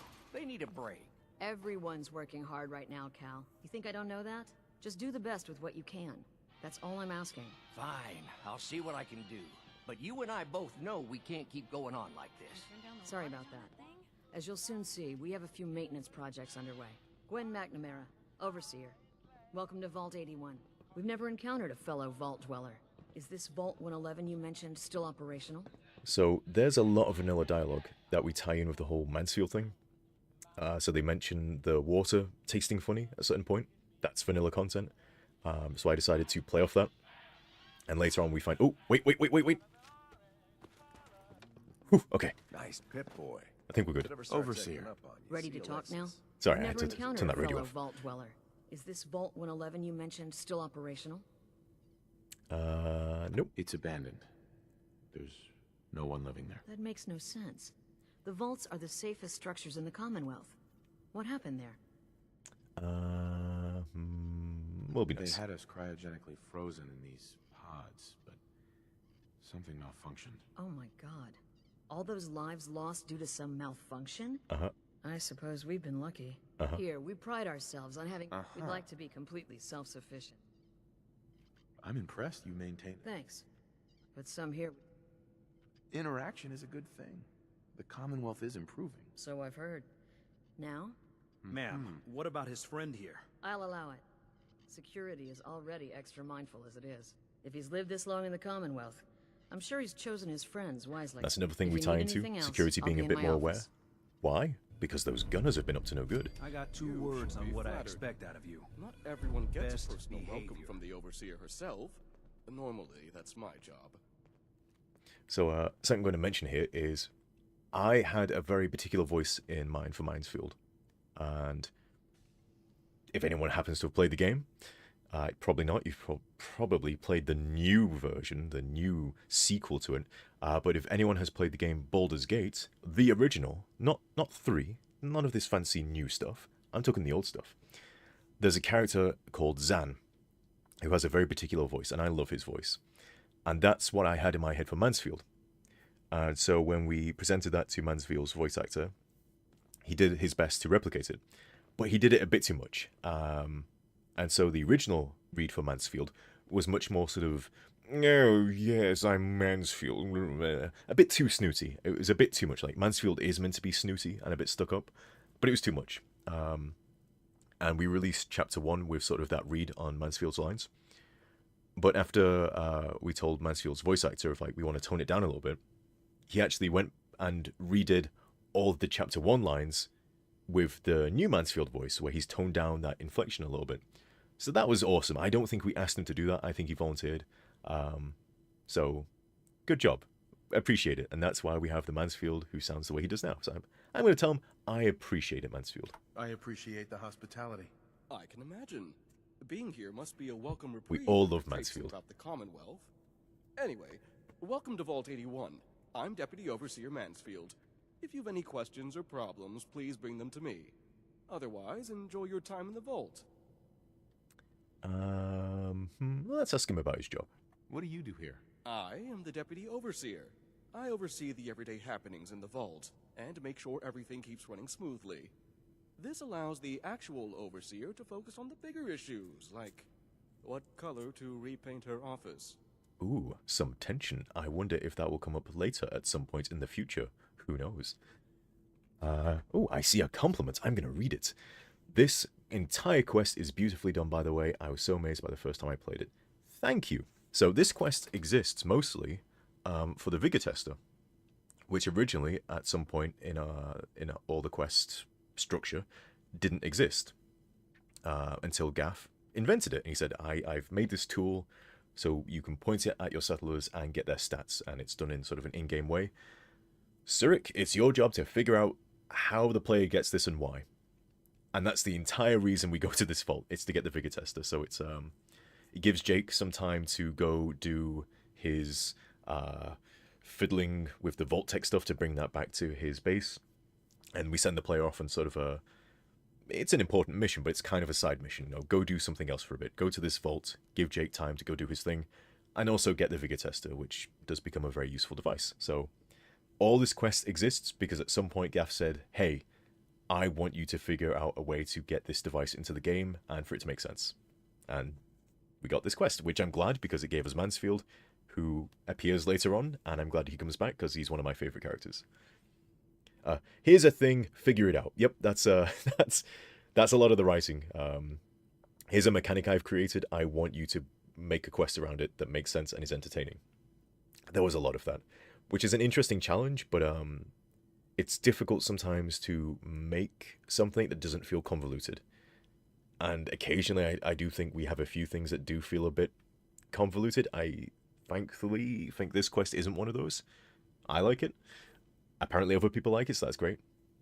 But I guarantee at some point there's a quest that feels a bit sort of like, why am I doing this? And it's because either we need to give you something in terms of mechanics, or we need to teach you something in terms of mechanics. And there's plenty of times in the mod where I didn't quite understand the mechanics quite in depth yet because I hadn't played it. I'd only had Gaff explain it to me. And it turns out I'm not that great at getting the full picture of just having mechanics explained to me. I need to play with them first before I can really understand them. And so often in the quest, if you're being explained something by, say, Jake, and he's trying to teach you some mechanics, and it doesn't quite make sense, it's probably because I didn't quite get it myself, but I'm still trying to sort of create a story way for you to learn about these things. You know, if we were a game studio, we would have had like an early build where we had done that, realized we need a bit more explanation, and then gone back and redid it. But we're not a proper game studio, so we don't have really the time, or definitely not the funding, to poke some of our voice actors who very generously give us their time for free and be like, hey, can you go revoice all of this stuff because we changed the mechanics? So often we just try to keep the explanation kind of vague, but also try to maybe just touch on things. And then we'll have like a pop-up box, be like, here's some more in-depth information, which I know Gaff hates to do, but sometimes I do think that's the best way to do it. Anyway, Mansfield, I have something to show you. Can you take a look at these schematics? Oh, goody. More junk from the Commonwealth for me to examine. All right, hand it over. I'll look. Oh, I know this device. It's the Vitamatic. The Vault's previous physician used it all the time. He's looking at the picture. When Dr. Forsyth took over, he deemed the device too... It's the same picture. Something about combustible tumors or some such. Is that why you're here? For the Vitamatic? Again, we're having a character here explain what the player should be able to say. Even if we no longer use the device, it's a rare piece of technology. I can't just hand it over to some unwashed outsider. Now, here's a line that Kobus hates, where Mansfield calls the player an unwashed outsider.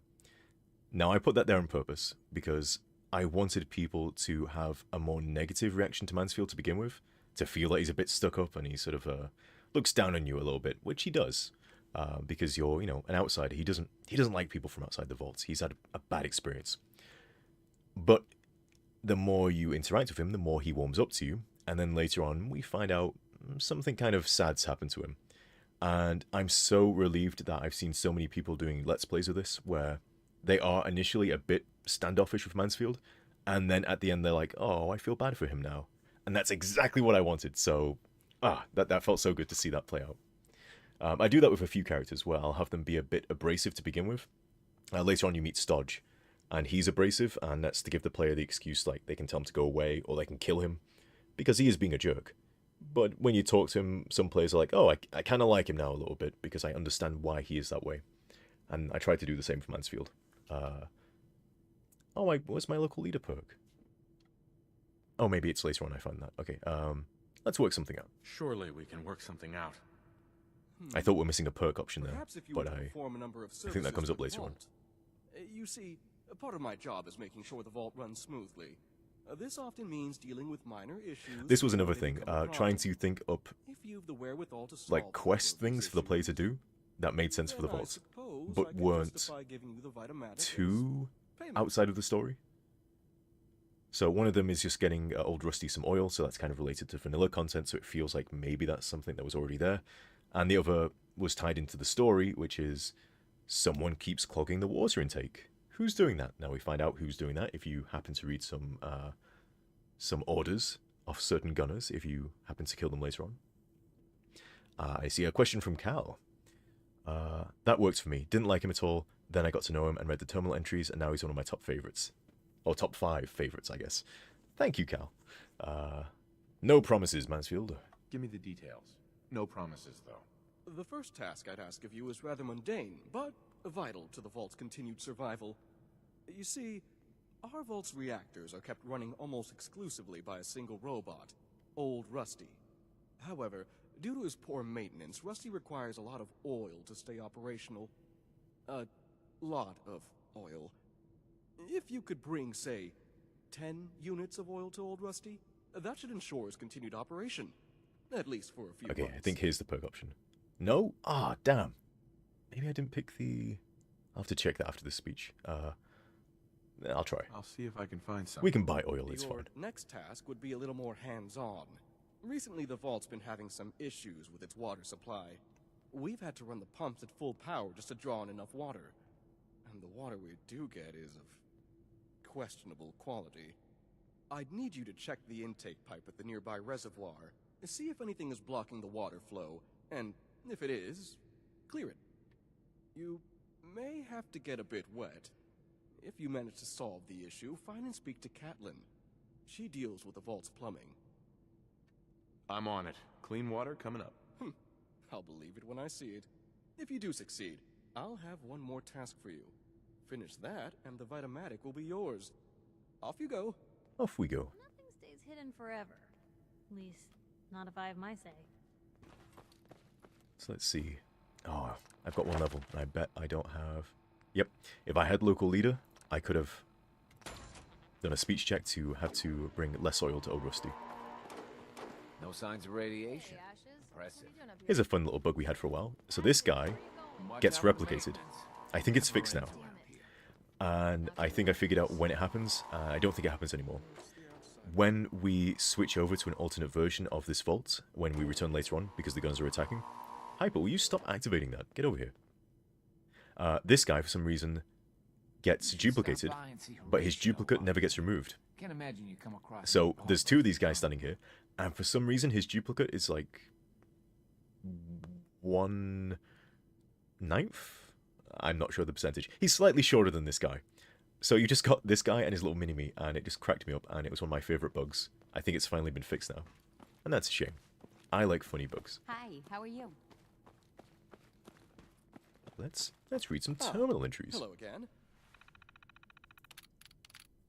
So we have some logs here that will explain some of the backstory for Mansfield and the Vault. So if we click the first log. First official log of Cedric Mansfield, newly appointed Deputy Overseer of Vault 81. Because of our supplies shortage problem, Overseer McNamara has ordered the vault to open. She has asked for volunteers to explore the world outside, to seek out and procure resources that may be of use to us. Whilst I disagree with the Overseer's decision, I have decided to volunteer. If we are to do this, I intend for it to be done right. So Mansfield was one of the first people to leave the vault. I see a question. Can you fix the water without talking to Catelyn? Yes, you can. I could be wrong. I think you need to talk to her after you fixed it, but you don't need to talk to her before you fix it. She will give you some information, and some of her speech will change. I think you just need to tell her you fixed it, and then that completes the quest, but you don't need to talk to her to get the quest, if that makes sense. So here we find out what happened to Mansfield. Who says whilst? I say whilst. And sometimes I'll write it in, and this is something that Cobus will catch. And he'll be like, yeah, they don't say that. You got to change it to while. So I think some of our characters say it, but it's characters who it makes sense for them to say it, because Cobus tends to catch that. I say whilst. And occasionally some of our characters. So Jones, Shen, Taylor, Moore, Scott, Watson, deceased. A day's travel from Vault 81, we were beset upon by living corpses. Before we knew what happened, they'd torn out Taylor's throat. Scott fell behind as we retreated. When we heard gunfire from above, we thought we were saved. We couldn't have been more wrong. Wasteland brigands shot Watson, Moore, and Shen. Jones, they took alive. I ran. Once night fell, I returned to attempt to free Jones. They were eating her. I've recommended we reseal the vault immediately. We are not ready for what's out there. So that's what happened. That's why Mansfield does not like what's happening out there. He had a very bad experience when they first opened the vault up. But Today marks the 3rd anniversary of the vault's opening. Despite my constant objections, Overseer McNamara has stated the benefits outweigh the risks, and so we remain open. The new security recruits started their official patrol today, part of our annual opening day celebration. This includes Claudia. As her brother, I'm unsure if I should be proud or terrified for her safety, perhaps both. But I suppose for the time being, 81 supply problems have been kept at bay, thanks to trade with a slight number of trusted outsiders and the security we provide the surrounding area. So there you go. That's some vanilla stuff there, because obviously the vault did open at a certain point. I don't think anything in the game actually states like how it happened. It's just mentioned that it did at a certain point. So that's what Mansfield's character is about. He's like the anti-McNamara. He wanted the vault to stay closed. She wanted it to open. They were both right to a degree, because it is dangerous out there. And, well, it doesn't seem like Vault 81's doing that good anyway in vanilla. And also in SS2, we kind of make a point of, yeah, it's not doing so good. Maybe at some point we'll have to revisit that, maybe. Little to report. Security patrols encountered the mercenary group again. Who could that be? But were able to evade detection. Besides my security responsibilities, I've been kept busy organizing maintenance requests and assisting with this year's student curriculum. I've started to notice that I'm constantly given the tasks others do not want. Is this what it means to be Deputy Overseer? Mansfield isn't very happy with his position there. I wonder if he'd like to be employed somewhere else. And then I think we have, some stuff mentioning the Nightingales here. Oh, and there's a... So if you ever see a note or a terminal entry where it has this weird little symbol here, this is because on the UK keyboard, certain symbols aren't the same as a US keyboard. And so if you type it and put it into the creation kit, it doesn't know what to do, and it just creates this little box. Now, we've tried to find and fix most of these. I just have to often retype stuff in the CK, or someone else has to. Or sometimes we will write things in Google Documents, and sometimes that will use the US version of certain symbols. But sometimes it will use the UK version. I don't know why, it just does it somewhat randomly. So anytime you see a little thing like this, that's why. We try to fix them, we try to catch them, but occasionally some get through. And that's just because some of the team don't use US keyboards and don't have the same symbols, I guess. So we learn here about the Nightingales, that the Vaults had contact with them. And here we have mention of the Gunners. The Gunners have been trying to get inside the Vault. I wonder why. I wonder if something will come up later where they try and get in the Vault again. And here we have another log. Yep, those Gunners again. They're at it. And Claudia's requested to take a break, but she won't listen. Or Mansfield's requested she take a break. And she's still going out there. And here's one of my greatest sins that I've yet to have in the mod. I promised I would, and I broke my word, and I'm very sorry for that. So it's mentioned here that Claudia has a stash of equipment that Mansfield told her to have outside. And I've seen so many people try to search for this. It never got added to the game world. And even once we became, once it was brought to our attention, that, it was never added in because I probably didn't tell Gaff about it. Or it was just on we use a program called Trello to keep track of things. I'm sure it's on a card there somewhere where it's hey, we need to add this in. And again, there's so many cards, they just got overlooked. But after I learned the CK, I now know how to put in this stash somewhere, this crate that has equipment in it. And I promised I'd get it in for Chapter 3. Unfortunately, I didn't get my CK working with version control, which is something we do to make sure files don't overwrite each other. And I did get it working, but we just didn't have time to for me to test whether my files would work and would merge successfully with the main SS2 files. And so we didn't want to risk it. We didn't want to risk that I break other quest stuff, so it just didn't get put in. One day it will be in. Just not today. Cal spent hours looking for it. I'm very sorry. I've seen many people looking for it. Is anything happening, Mansfield? Anything interesting happening in the vault? Have you stopped by the Vault's clinic yet? I'm sure Dr. Forsyth would be eager to examine an outsider. So Mansfield will actually point you to do vanilla stuff in the quest, like giving a blood sample, going to find the plants. However, something I found out, I don't know if there's a mod that fixes this. If you do the mole rat quest, and after that's completed, it deactivates a lot of the other quests in this vault. So like, I think one of them is you can turn in tools to the maintenance guy. And I found that I couldn't go talk to, I think it's the grandmother of the kid who gets bitten by the mole rat. She's meant to give you a quest either to find mute fruits or something about mute fruit. But if you wait until after the mole rat quest, she just won't talk to you. She'll just be like, oh, I'm so glad my grandson isn't dead. So at a certain point, MacLeod's going to be prompting you to go do quests, and you actually can't do them. I don't want to talk to you, kid. Get out of here. I want to talk. Talk to this lady. This strain is doing. Oh dear, I seem to have misplaced one of my instruments. Where could it be? Very little discoloration. Strong cellular plant structure. Those seedlings are almost ready for transplant. I don't want to talk to you, how kid. it holds up to exposure. Go away, kid. You bother me. Asshole. Okay, you're gonna talk to me now? Ah, you'll do perfect. There we go. I'm in need of a willing test subject to try this new strain of fruit I've created. Okay. Sure. I like fruit. Excellent. Just tell me how it tastes and how it makes you feel. Now, where did I put that Geiger counter? I wonder if we actually have to eat this. Where is it? Mute fruits. Fresh mute fruit. I'm guessing that was it. Excuse me, Dr. Pensky. Did you try the fruit? Tell me, how was it? Needs improvement. It needs improvement. It's a bit bland for hardly any results. I can certainly work with that. I'll have to start working on some new hybrids right away. I've never done this Since quest. you've been so helpful, maybe you can help out in another capacity. You see, I need these plants to conduct my studies, and they take some special nourishment, especially the carrots. If you could keep an eye out for fertilizer. Oh, okay, while she you're wants out in the fertilizer. Commonwealth, I'll be more than happy to compensate you for your efforts. Sure, I can do that. Really? Great. I was dreading having to put in another request to the Overseer.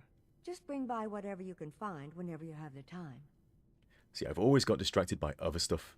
Oh, you've got fertilizer right here. I bet I could steal that and bring it back to her, and she'd be like, that's great. Okay, let's... Oh, it's too heavy to carry. Ah, curses. They foiled me. Maybe if I had stronger strength. So yeah, we don't need to talk to Catelyn over there.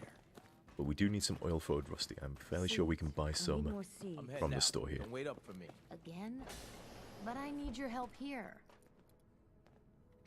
Please, you haven't needed my help in years. Whatever it is, it can Our wait. Commonwealth guest, welcome to the depot. And pardon the clutter, I don't get much time to tidy up these days. I didn't even notice. Thanks for being, when you're someday. Sure. But you probably I might be interested in buying. Great. Okay, I think we need 10 units of oil. So, what has oil? Oil.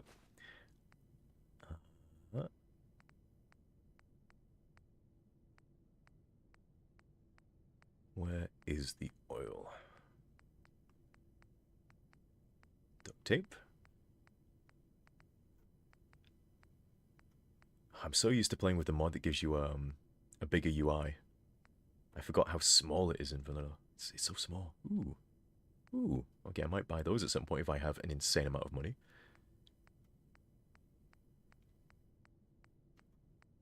Okay, I'm just going to buy this shipment of oil that I can't afford. Damn. I know I can steal some oil. I was hoping I could just buy it instead. Okay, we've got a tiny bit of oil I'm going to play for. I'm trying not to cheat as best I can. Oh, that's broken. Yeah, let's buy that and I'll find the rest of it. Flip lighters. Does she sell flip lighters?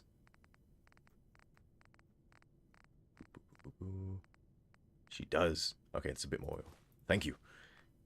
Okay, that's a small amount. I know I can steal some more from the vault, so, Oh, hello. I wasn't talking about stealing stuff from the vault. Sir. Big sir. Stop nagging at me, Alexis. Yeah, Alexis. Leave him alone. Water pumps again. The water smells funny. Okay, we got some glue. Okay, I'm fairly sure there's some in the maintenance Hope you don't area. have anything that needs fixing. I really don't feel like working. I think it's at the end of this corridor. There's a maintenance area. Might be on the lower level, maybe. This is the bathroom. Some Abraxo. Dr. Right, the lower Forsyth is level. asking to see you when you have a moment. Okay, I think it's in here, maybe. Nope. Maybe it was in someone's room. Someone has some oil. You're that Commonwealth traveler, aren't you? Okay, it's not in here.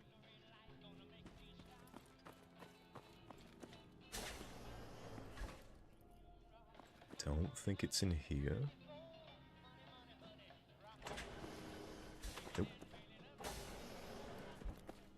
Give me the oil. I need it. Oh, Jesus. That's scary. Don't do that, Piper. Nice pit boy. If it ever starts acting Okay, up on you, there's some see oil. Alexis. She'll fix it right up. Uh-huh. 1 oil. Okay, we've made progress. Bet there's some oil on the upper level. But let's give this doctor our blood first. Welcome. I hope I'm right. Would you mind? Sure, you can have some blood. Excellent. Just have. Now, normally, I make him pay me. Because blood's important. And he just wants it for free. Take a sec.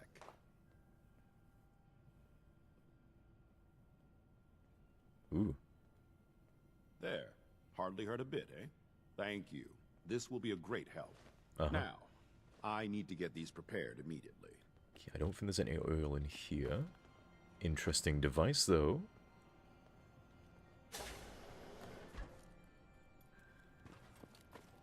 Okay. Any oil in there? Nope. I swear there's a room somewhere that's just filled with oil. The work never ends in Vault 81. Okay, these guys are asleep. Okay, this is the... That's the doctor and the kid that gets bitten by the mole rat. Okay, no, don't go in there. Okay, that's got some oil in it. It's been a while since someone from the Commonwealth last visited us. Let's put this in here, away from everyone. I'm fairly sure there's... Okay, that's got to be full of oil, right? Yeah. Wait, everyone's asleep. Okay, maybe I can just steal it. Yeah.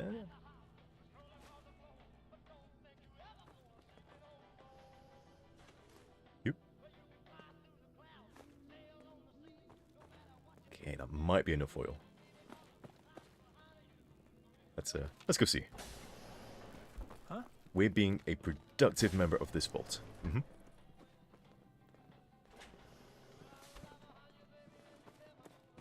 Piper doesn't seem to mind. Dr. Pensky runs a hydroponics lab here. She may have some work for you if you're interested. Yeah? Oh, it's on the upper level. Everyone always gets so lost in this vault, and I'm no different. I don't know what it is about the design here. Okay, here's something I'm going to ruin for everyone who's maybe not noticed. Okay, it's fixed in this. I think it's fixed by the unofficial Fallout patch. But if you don't have it, old Rusty doesn't have his thruster part for some reason. So he's just floating. And I didn't notice the first few times, and then after it was pointed out at some point, I couldn't not see it. Hey, old Rusty. So if you're playing a game that's not patched, he won't have his thruster there. Pardon me. Have some oil. Here. This'll make you feel better. Oh, thank you, sir. You are most considerate. Nothing like getting the oil flowing, eh? Okay, that's that done. Let's go deal with the water.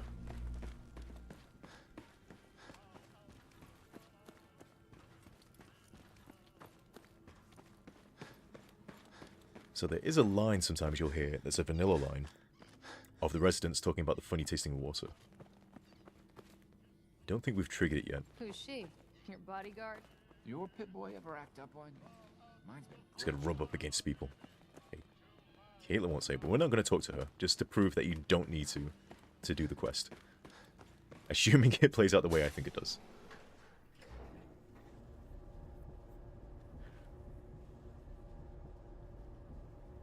I like the elevator loading screens.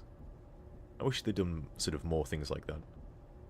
To hide the loading, you sort of step into something. If anyone played the original Mass Effect, in the Citadel, they would disguise the loading by jumping into the elevator, It must be rough. And they'd either play music Is that your sometimes, Pip-Boy? or I think they'd have announcements over like quests that the player's done, like, oh, someone went to this planet and did a thing over there. And obviously you're like, yeah, that was me. And I like that. That was a clever way. Or sometimes your squad mates will have a conversation as well. And I thought that's a really clever way to hide loading screens. And it actually made me happy to have loading screens. Like, I liked taking the elevator on the Citadel because you got little story moments. But in the Legendary Edition for Mass Effect, because they've optimized the game so well, it doesn't need all that time to load anymore. So you actually miss out on a lot of those conversations, and that makes me sad. What's up, Blufflight? Ah! Oh, Jesus, it's tough. Oh, reload, reload. Get it, Piper. Wow, these things take a lot to kill. I'm gonna die. I need a stim pack. Aid, stim pack, stim pack. This is what happens when you don't actually play the game and level properly. Stim pack, there we go. I should bind all these to proper keys at some point. But not right now. Get it. Whew. Commonwealth is dangerous. Step back. Okay, let's find this water pipe. It's here somewhere. There it is.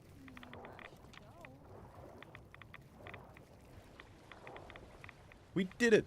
We cleared the water. Let's go report.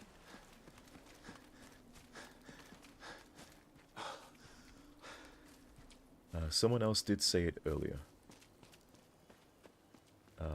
What's that in relation to, Cal?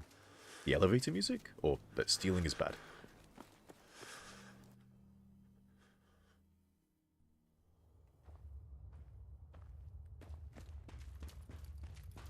Have I ever seen the projectiles that the bloatfly shoots in third person? Yes, I have, and they're terrifying. You want a good meal? See Maria at the cafeteria. She'll hook you. I see that vault suit of yours is still holding up. Okay, now Dr. Forsyth and I'm gonna Rachel save. will have plenty of I medical think we supplies do get need to talk to stocked up. Catelyn. But I'm just going to talk to Mansfield first to see. Hello again. Is there anything I can help you with? Yeah, so you definitely need to talk to her. Oh, anything happening? Anything interesting happening in the vault? Perhaps you should speak with Calvin. He's one of our maintenance workers. He's been low on equipment lately and might be willing to buy from you. See, that's a line there that you may never hear because you get stuck at a certain point in the quest because they just don't progress anymore in Vault 81.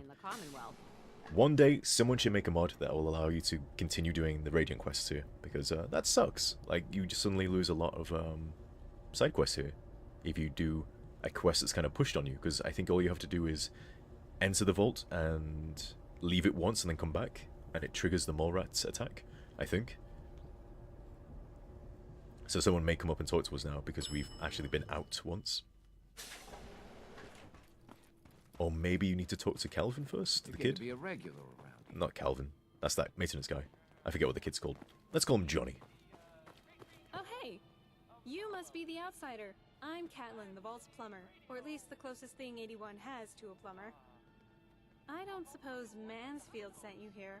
I've been bugging him for weeks now to get someone on the water situation. You should have plenty of clean water now. Was that you who cleared the water intake? I noticed the pressure's back to normal. I'm glad someone was able to do something. The water may still have a strange taste, but at least now we won't run out of it. Here, take this. I'm sure Mansfield's already paying you, but I want to give you a personal thank you. Yay!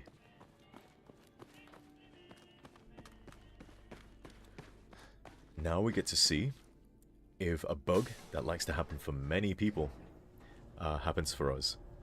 I know it's one that Gaff has tried to fix many times and it just doesn't want to get fixed, so that'll be interesting. Cal says, did you mean Austin? Yes, I meant Austin, that's the kid. His name's Johnny now, though. Johnny Bitten. Johnny Bitten, that's his name. I heard heard Austin got bit by a mole rat. There we go. They're not sure if he's gonna make it. The little shit. But we're busy right now. Regret letting you in here. I've been hearing good things about you. Old Rusty's running at peak efficiency, and the vault's water problems have been solved. Pretty I great. didn't expect such confidence from a wastelander. I must say, I'm pleasantly surprised. Seems like everywhere I go, people doubt me. Please, understand. Our experiences with outsiders has been mixed. I meant no offense. Now that you've demonstrated your ability to get a job done, I feel I can entrust you with something more important. If you complete this last task, I'll be happy to reward you with a Vitamatic. Okay. All right. What's the issue? Ever since we opened the vault, our safety has been of chief concern. We routinely send out security patrols. But recently, one such patrol has yet to report in. She's not yet overdue, but still, I'm concerned. A mercenary crew resides in the area she was sent to scout, and they've caused trouble for us before. What I'd ask is that you find our wayward patrol and bring her safely back to the vault. Why this concern? Why are you so worried about her? As Deputy Overseer, I'm responsible for the safety of every resident of Vault 81. He doesnn't feel confident opening up to us. Oh, but we now have the chance to use awareness. So something we learnt, or something I wanted to do, if we had the ability, which maybe at some point we will, but again, this will be polish, was to give perk, like you see this little perk option we have here. I wanted to give them a color, like when you do a speech check. So in the base game, it's like yellow, orange, red, I think, for the difficulty of the speech check. So I wanted to have it be purple, maybe, for a perk check, to make it very, standing out of like, hey, here's a perk check. And we'd have a custom, like a custom UI thing that would happen when you picked it to be like, hey, good job, you did a perk thing. Now again, this is like polish that maybe we could do at a certain point, but I don't think we could do it without using like the script extender maybe. So without using an additional mod, it's just not going to be part of it. But what we found was there's a fake perk check that exists in the game to teach players about perks that never fails. So we just started assigning that to the perks instead, so at least you got some XP from doing them, and it also gave them a color so it stands out. Now it looks like we've missed one here because we only found that out later on, but let's pick it. There's more to this, isn't there? Overseer McNamara, she insists on keeping the vault open. She couldn't be making a bigger mistake. It's too dangerous out there. I've been instructing our patrols to investigate and report on anything that might threaten us. But if my orders result in one of our own being hurt, or worse, I'm not sure I could live with myself. That's why I need you to look into this. Cal says, they were all done by me in Chapter 1 and 2, but half didn't survive merge. It's always those damn merges. I sent the ones that didn't survive again for the next update. Wonderful. I did send you a bunch of twines recently. I think those will be useful. I think I've also got a spreadsheet somewhere that maybe documents each quest that has a perk, so you can at least check to see if it exists. So if you need that, let me know. But you've probably got them all at this point. Sorry, we're talking work. I shouldn't be doing that on stream. I'll do it, Mansfield. Don't worry, I'll find her. No, good. Once you've found our missing patrol, report back to me, and the Vitamatic is yours. Oh, he's so Good happy. luck. What could possibly go wrong? Okay, I'm going to try to get close to those gunners without triggering them, because they actually have dialogue that so few people hear. I think it's just a bit too difficult to sneak up on them and hear it. I could cheat, but I'm going to try to do it legitimate first. Let's see if it works. Run, run, run.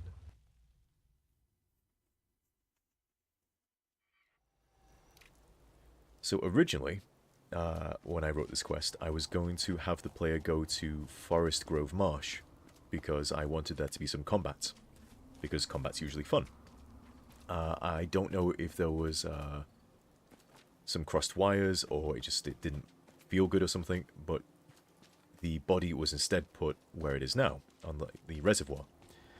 Now, I've always been half and half whether we should move the body, because combat's fun and good, and it's good to give the player some combat.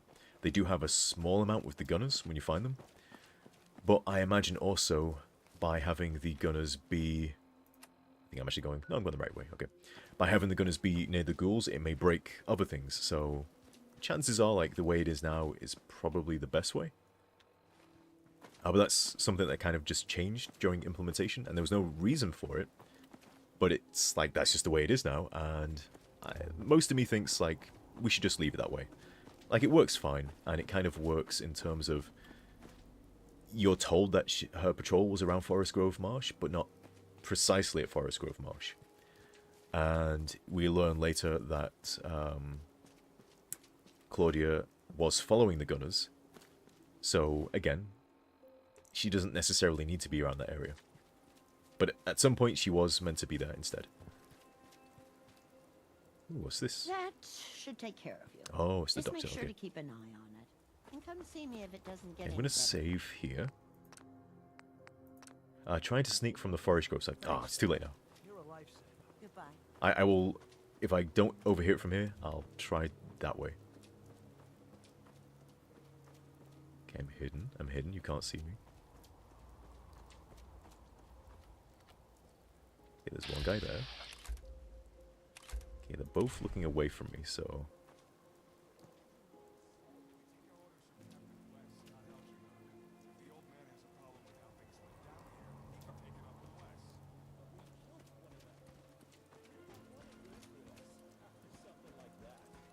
Ah, okay. You heard it a little bit.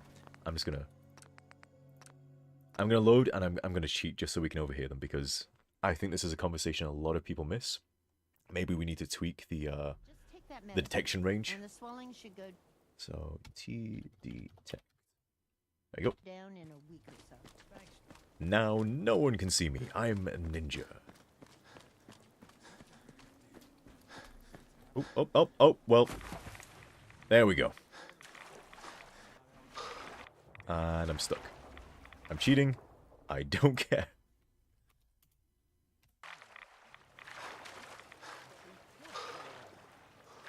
Want to work with us after something like that? It was an accident.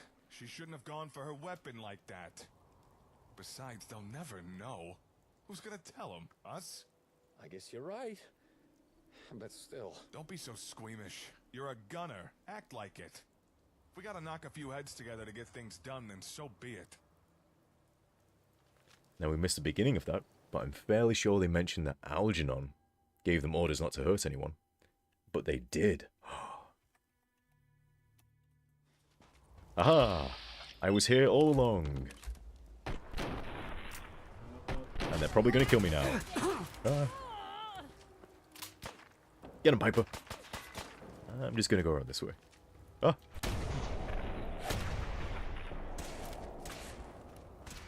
I think we need a stim pack. I know I've been told off before from doing it this way. I know it's the most inefficient way, but it's kind of what I'm used to. So that's how I do my stim packing. Oop. Bang. Where's the other guy? Oh.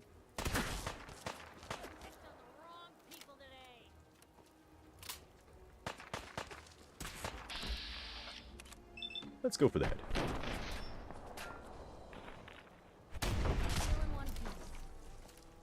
And the bug didn't happen. Claudia's body is not clipped into the ground. It's not far away. I have no idea what causes that. No one on the team does. But first of all, let's loot these guys. Where was the other guy? Gunner orders. That's what I want. Why has he got a telephone? I'm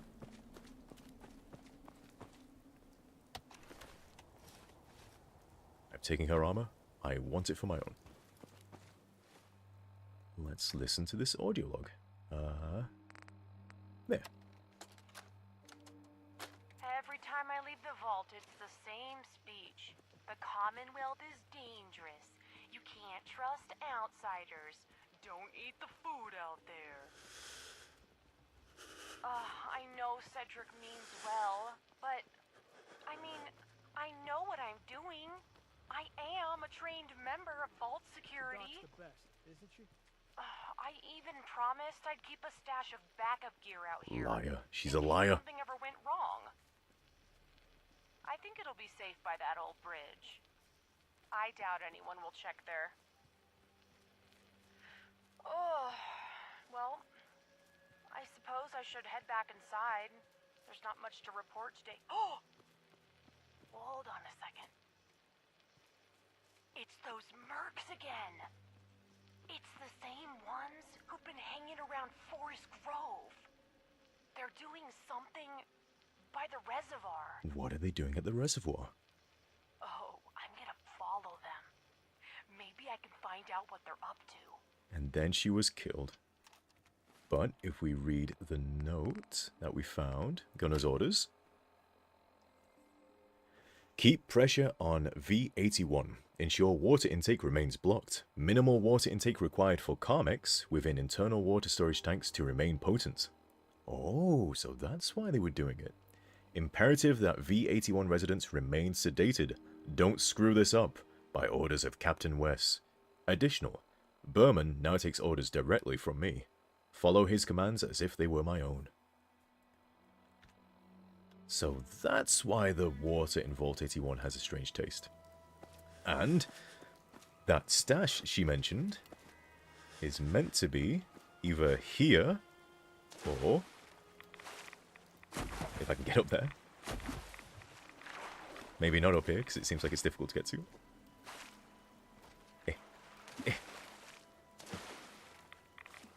Yeah, okay, it's not going to be on there because that's a pain in the ass to get to. So it's meant to be under the bridge. It's meant to be sort of under the bridge and sort of, you know, under one of these things.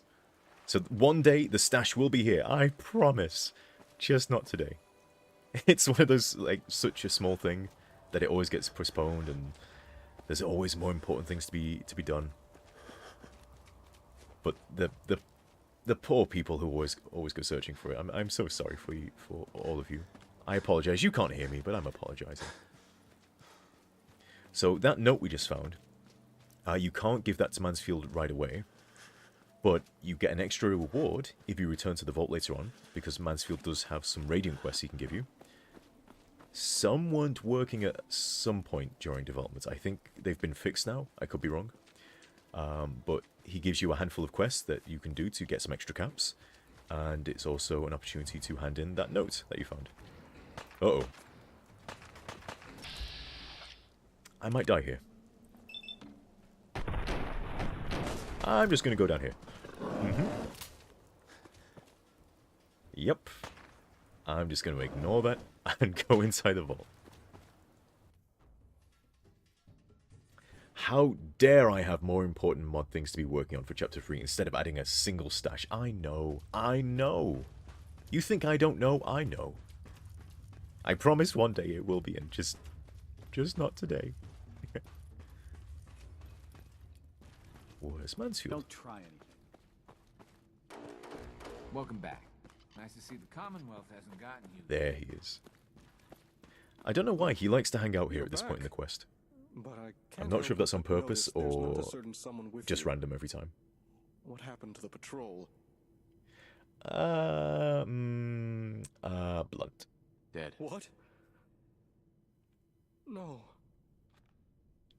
When she failed to report in, I knew something was wrong, but... It's a cruel world, buddy. It's a cruel world. Yes. Extremely cruel. Despite the circumstances, you did as much as you could. I and the rest of the vault are grateful for your assistance. The Vitamatic is yours. You'll find it in the vault's clinic. Dr. Forsyth has been informed you have permission to take it. Now, you'll have to excuse me.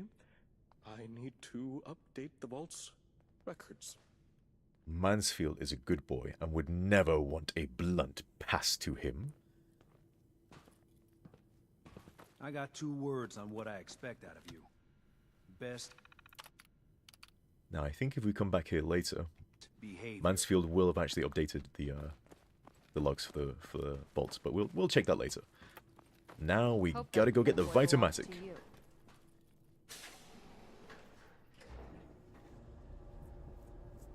You found Day Tripper in his room in the HQ? Well, that's wrong. I think he confiscated that from one of his team. Because Mansfield would never do drugs. Just say no.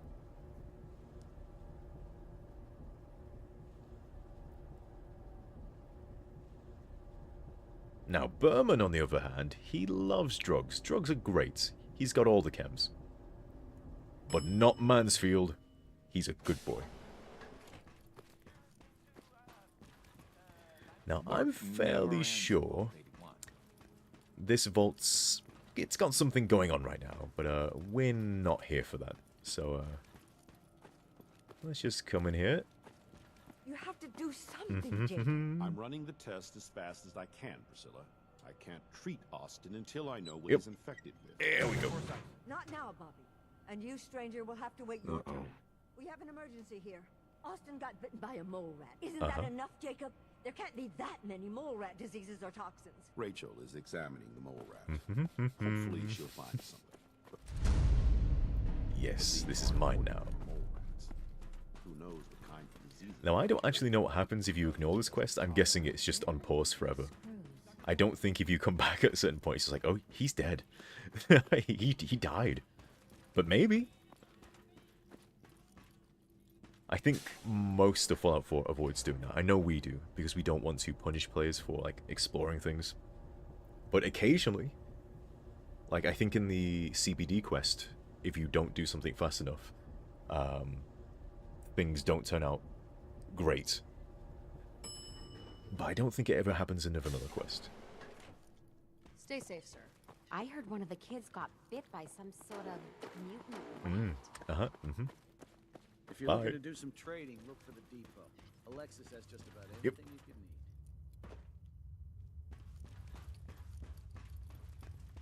need. Twice for the CPD. Okay, Foxhole, you'll have to tell us what that is. I know at one point you're asked to... I think someone gets killed if you don't go somewhere fast enough, maybe? Uh-oh. Piper, what are you doing? Let's just leave very fast before that giant bear comes back. Off we go.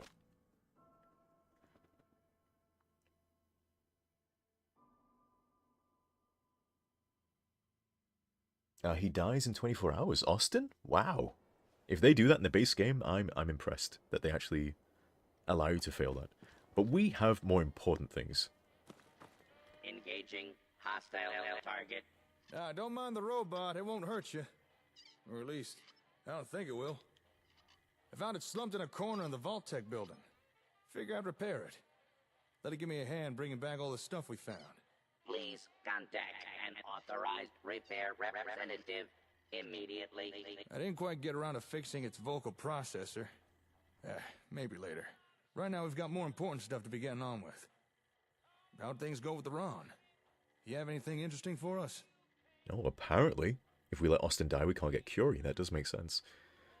Maybe I'll just save here and go back and do that off camera. What's this robot thing you've got there, Jake? Good work on the robot. Very helpful. Yeah, I thought so. It was real helpful in carrying everything back here. I'm thinking I'll keep it around. Use it to guard the place. Maybe teach it to play Blast Radius or something. But enough talk about the robot. I want to know how things went with the Ron. Did he have anything good for us? Is everyone in the Commonwealth so goddamn crazy?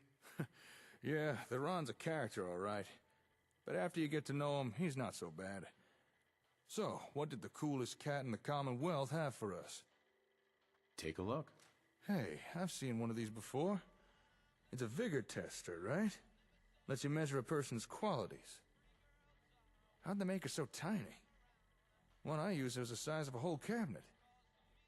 Hey, hold still for a sec. See, we used to have an animation here of Jake firing it. According to this thing, you're nothing but a big bag of muscles. That's true. But it just never worked properly, so we just removed it now. So he just stands there and he's like, "Yep, I used the gun on you." Now, I'm very upset that he used that on me, so I'm going to be an arse about it. You scanned me without my consent? Whoa, all right. I'm sorry. I was only messing around. I didn't mean nothing Yeah, by Jake. it. The Ron really found this for us, did he? Not bad.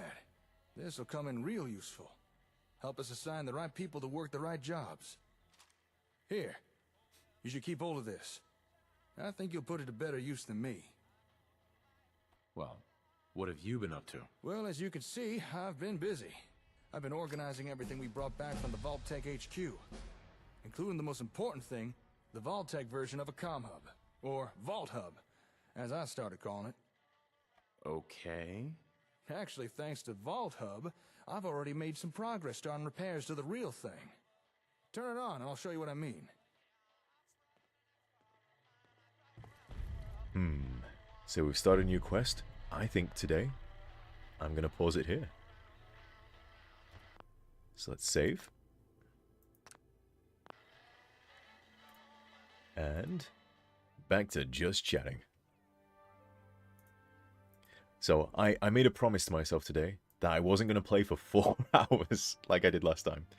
So I decided 2 hours, 3 if a quest stretches on. But I think we did everything in a good amount of time there. But if anyone has any questions, and it doesn't just have to be about the mod, it can be about writing in general, or game design in general, or it can be about the mod, or it could be about me.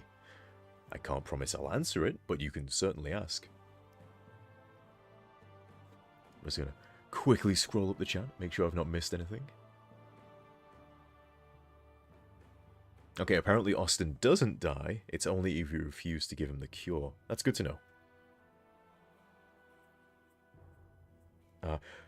Which alert has the new animation?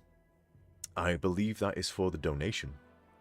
For some reason, there are other alerts I get, but I can't modify them. I'm using OBS, and I've tied in Streamlabs to it. So I don't quite get a lot of how it works, but for some reason in Streamlabs, it doesn't allow me to customize anything else. I'm not sure if there's something I need to do in it to enable those. Because the alerts do exist for other things, like someone subscribing. But I can't modify it, so... Another question. What's your ideal date? Huh. Well, I'm a very antisocial person, and people tell me off when I say that, because they say, no, you're not, because that means you go around, you know, like, smashing up bus stops and kicking people in the face, which I don't do. But I'm just not social, generally. So I guess for my perfect date, it would be somewhere where other people are not. Maybe a museum. Museums are cool. There's cool stuff to see there. Or somewhere historical, maybe. That sounds nice. With not many people. Because I don't like people, surprisingly. Question here from Cal. What's your favorite quest from Chapter 1 and 2? And I guess 3, if spoilers are allowed. To write, play, etc. and why? Oof, you ask the hard-hitting questions. I'm going to have to go look at my list of quests. Because there's so many quests that I can't really keep track of them in my head. So, let's look at my list. Gotta bring up my old notes here. Okay, let's have a look. So I'll do from chapter... I'll try and do a quest from each chapter. So, Chapter 1, I think it's probably... I think it's Who Can ASAM. So, that's the quest when we meet Hubert and Starge and Teresa and everybody. And it's when the player learns the mechanics of the city plans. I think I like it because it's the first time in Chapter 1 where the player actually gets to make sort of a choice that's not as linear as everything that's come prior. One of the downsides of writing quests where you need to teach the player something, you can't really give too much variance because you need to put the player on a railroad, as it were, to get them to the key points they need to be taught. And so you don't really get too much choice in like the Jake quests. But in some of the other quests, there's a bit more variety when it comes to how you do things, at least. But that's the first quest when you get a bit more freedom, because whilst I've not seen many people do it, you can kill Starge. You can just shoot him, and that's a viable way to deal with it. You can just tell him to go away, and he will never come back. Now, most people seem to talk him down, because I think that's how people play Fallout 4. They prefer to do the talking and pass the speech checks. But yeah, you don't need to do that in the quest. There's like there's a bit more freedom there, and I like that. I wish we could do more of that, but it's really difficult to do, just generally. And it's more difficult to do when you're sort of having to teach the player things and make sure that they do certain things or learn certain things or, you know, get people to build a city plan. But that's the first time where we give people a bit more choice, so that makes me happy. In Chapter 2...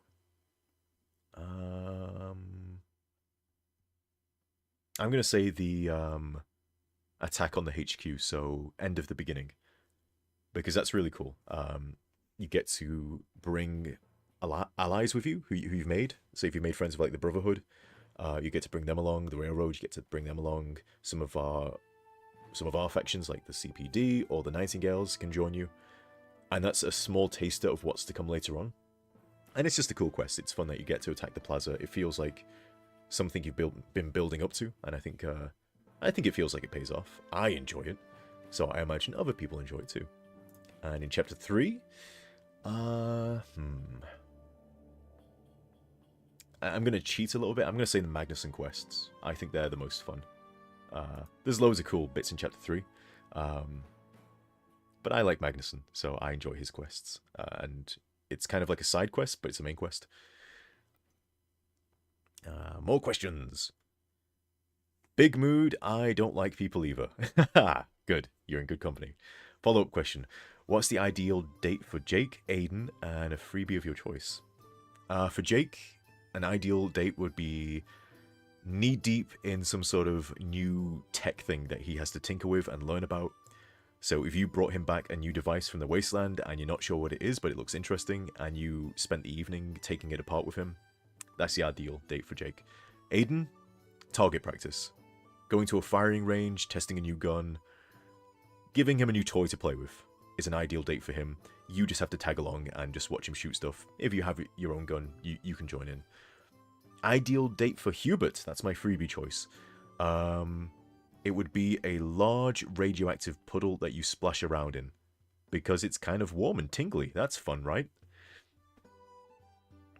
Hubert's my favorite character. He cracks me up every time. I like Hubert. He's just a good guy. He's a nice guy. Another question. Stodge and crew are great. Do any of the other members of that group get any more love? No. I mean, so you have some members who they have vanilla voices. So I think those off the top of my head are Lashes, Gibbs, and Doc Shock. I think they all use vanilla voices. There might be another one. I think that's all of them. They're mostly there to fill out the ranks. So, like, they're just there to give the player more settlers. They don't have any important story stuff.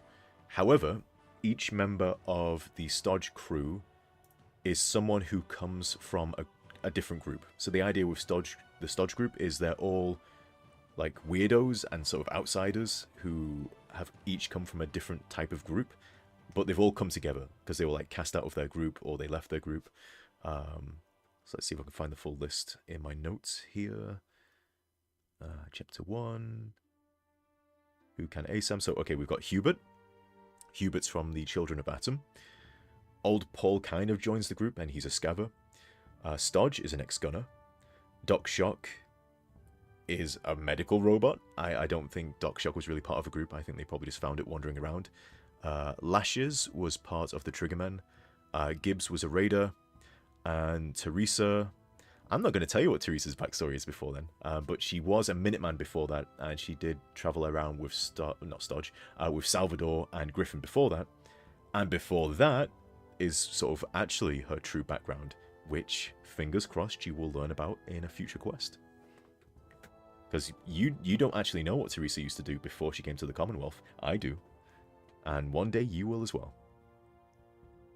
Another question.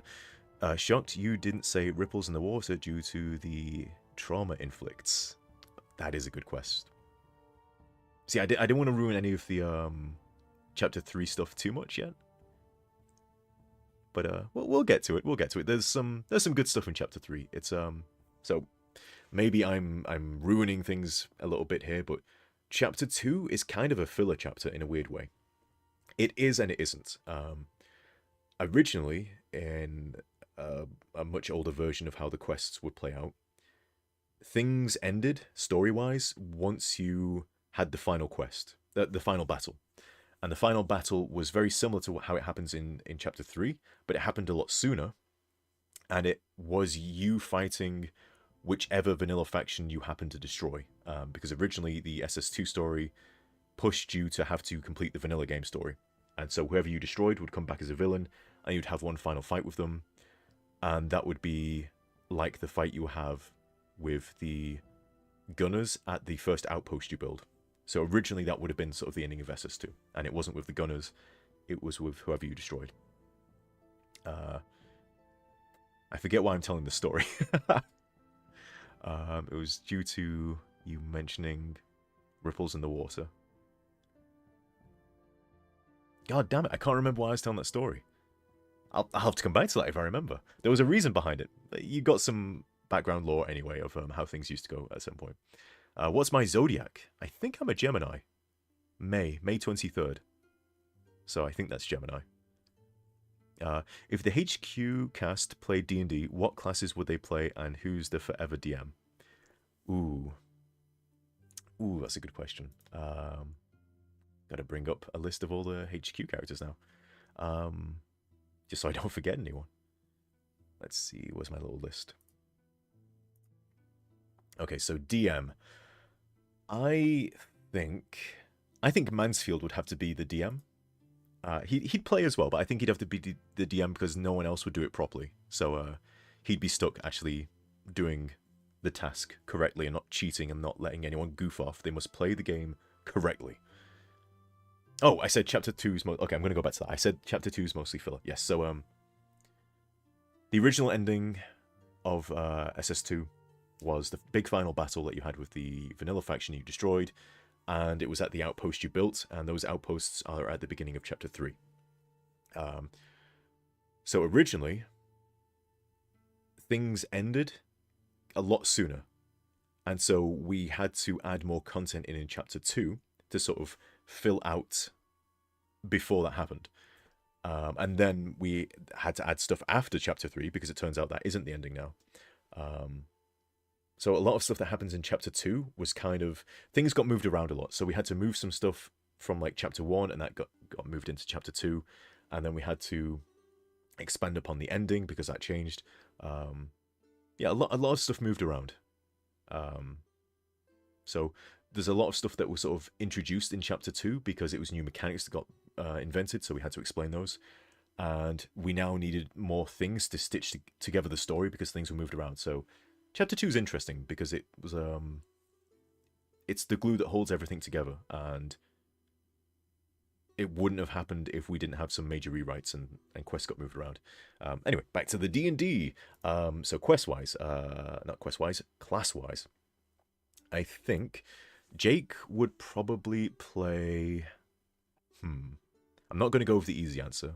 I'm going to go with... I think he'd be a rogue. I think he'd be more of a... Not thievy rogue, but more of a tinkery rogue. Like, he's the guy who you'd bring to disarm all the traps in the dungeon. That would be Jake's job. Aiden would be a paladin, I think. But he'd be like a really...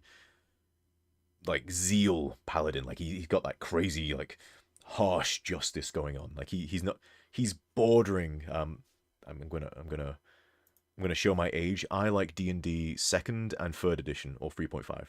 Those are my editions of D&D. So I know in 5th edition things became a lot more lax with classes. So like paladins can be evil now. I think that's silly. But in the older editions, paladins had to only be lawful good. I think that was like the only alignment they could be. And so if they weren't lawful good, they kind of like lost their paladin abilities. So I'd say Aiden is probably on the cusp of losing his paladin abilities because like he's a bit too bloodthirsty for his paladinness, but you know, he's got to go after those evil gunners. But he's got that zeal about him. Lupe.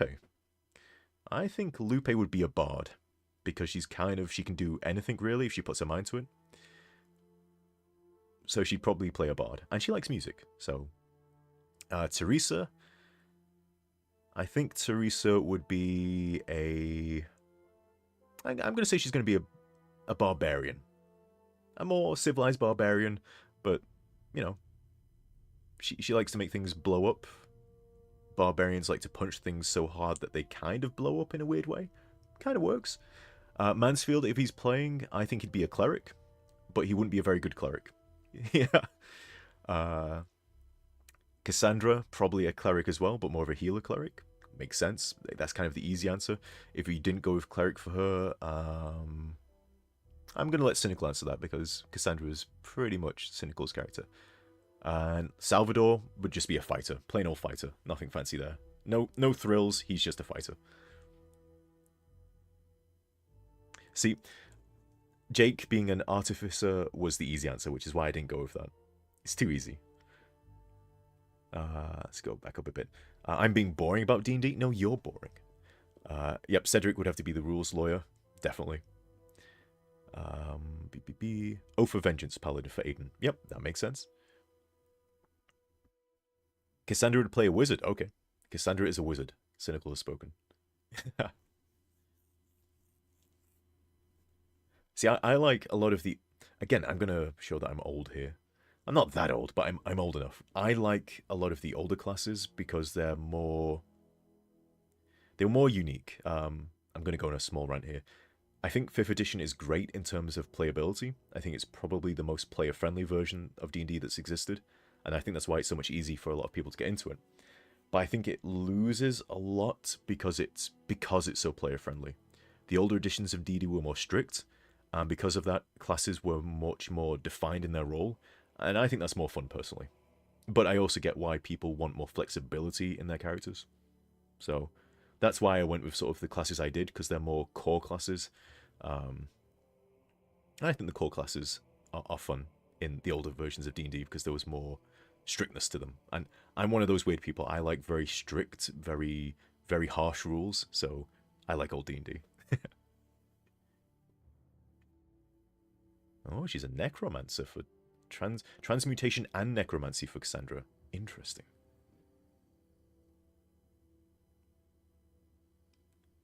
Now, does anyone have any more questions? Because if not, I think I'm going to be calling it very soon for today's stream. I think I've done a very reasonable time. It wasn't too long, wasn't too short. I think I'm going to aim for about 2.5 hours, 3 hours at the most. Somebody ask a question. Cyric is a masochist when it comes to D&D. I'm a masochist in general when it comes to games. I want my games to be challenging because I find them more rewarding then. It feels good when you get a level or when you get an item or when you complete a quest when it was difficult, when there was a challenge to it. And often I've played some of my favorite games so much, I need that extra challenge because I kind of know how to play them vanilla. So it's often why I mod games to be more difficult because it's just boring otherwise. Cyric is a masochist. You heard it here first. I'm a masochist when it comes to things that are a challenge. I'm a sadist when it comes to imposing it upon others.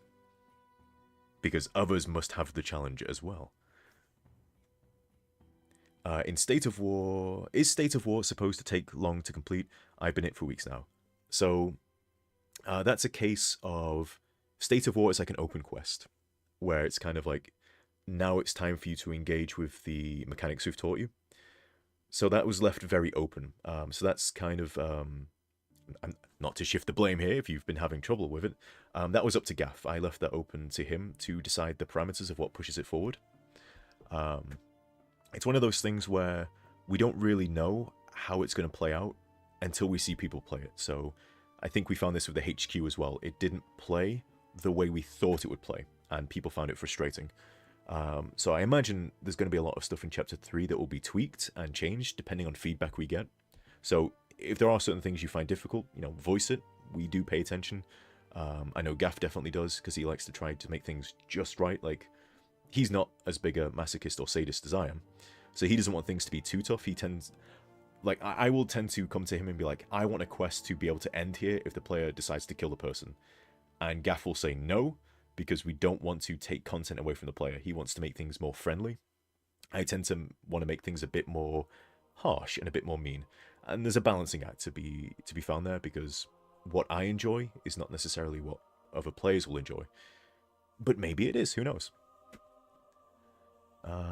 Cyric, hey, when do you return? When do you return to it then, huh? Return to what? I've talked too much and I've left this conversation behind. You're gonna have to remind me.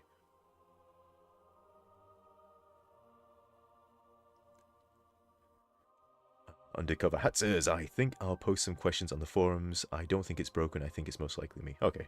I know there's certain things you have to do, like take locations with your army. Maybe like I think you maybe need to take a certain amount of locations, or just at least take one location to sort of push things forward. And then eventually one of the Magnuson quests will start at a certain point. But State of War is meant to sort of be a background quest that plays out as other quests happen. About D&D. Oh, when are we going to return to D&D? I don't know. I don't know.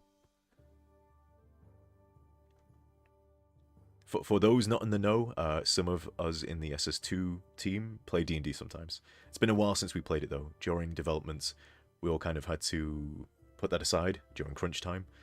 But crunch never ends if you don't let it, so...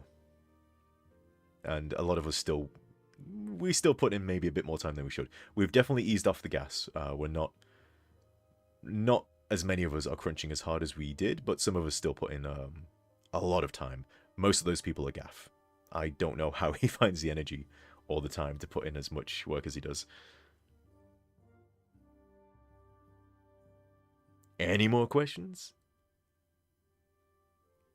If not, we're going to be calling it very soon. I'll allow 2 more questions before I call it a night. Because I'm hungry and I'm thirsty, gosh darn it. But it's been fun. It's been fun to play again. And it's been very nice for people to join me. And I hope you guys are enjoying this. I hope you're learning something about SS2, maybe, that you didn't know before. I hope I'm bringing enough new things to these quests that you've probably seen play out like a million times. There might be an audience for SS2 Deem D&D stream. There could be. That is something we could do. We'd have to discuss that. Like, we have been talking a little bit behind the scenes of, like, what stuff outside of SS2 fans of SS2 might like. Like you saw Gaff on Wednesday, he played a different mod. And I thought that was really interesting. And I bet he's going to do more of that because, you know, how much can we play SS2? There's only so many times we can play through it. And, you know, we'll have some new content out eventually, which I'm sure we'll play. But, like, you guys have seen Chapter 1 a billion times at this point, and you've seen Chapter 2 a million times, and you've probably seen Chapter 3 a good 1,000 times at this point. So, you know, we'll probably, like I have been thinking at a certain point, maybe you guys would like to see me play some of my other favorite games, which aren't SS2 related. I don't know. Thank you. I really appreciate your time here and your presence on the forums. Well, thank you. It's fun. Like, I wouldn't do it if it wasn't fun and I didn't get something out of it as well. But I'm glad that you guys get something out of it, maybe. King Gaff has yet to play Fourville. That one's been out for a while, I think. Like, that came out, like, 2 years ago, maybe? I know we share some voice actors, I think, with that mod. I think maybe they were also one of the first mods to use, the player robo-voice type thing before the AI thing happened, where now we can replicate voices pretty damn good. I could be wrong, but I think maybe they did use some of the sort of pre-AI generating voice lines for the player to make new lines for the player there on that mod. Could be wrong. Could be completely wrong. They may have removed it so it's like unvoiced, just because the whole voice thing has become a bit of a hot button topic.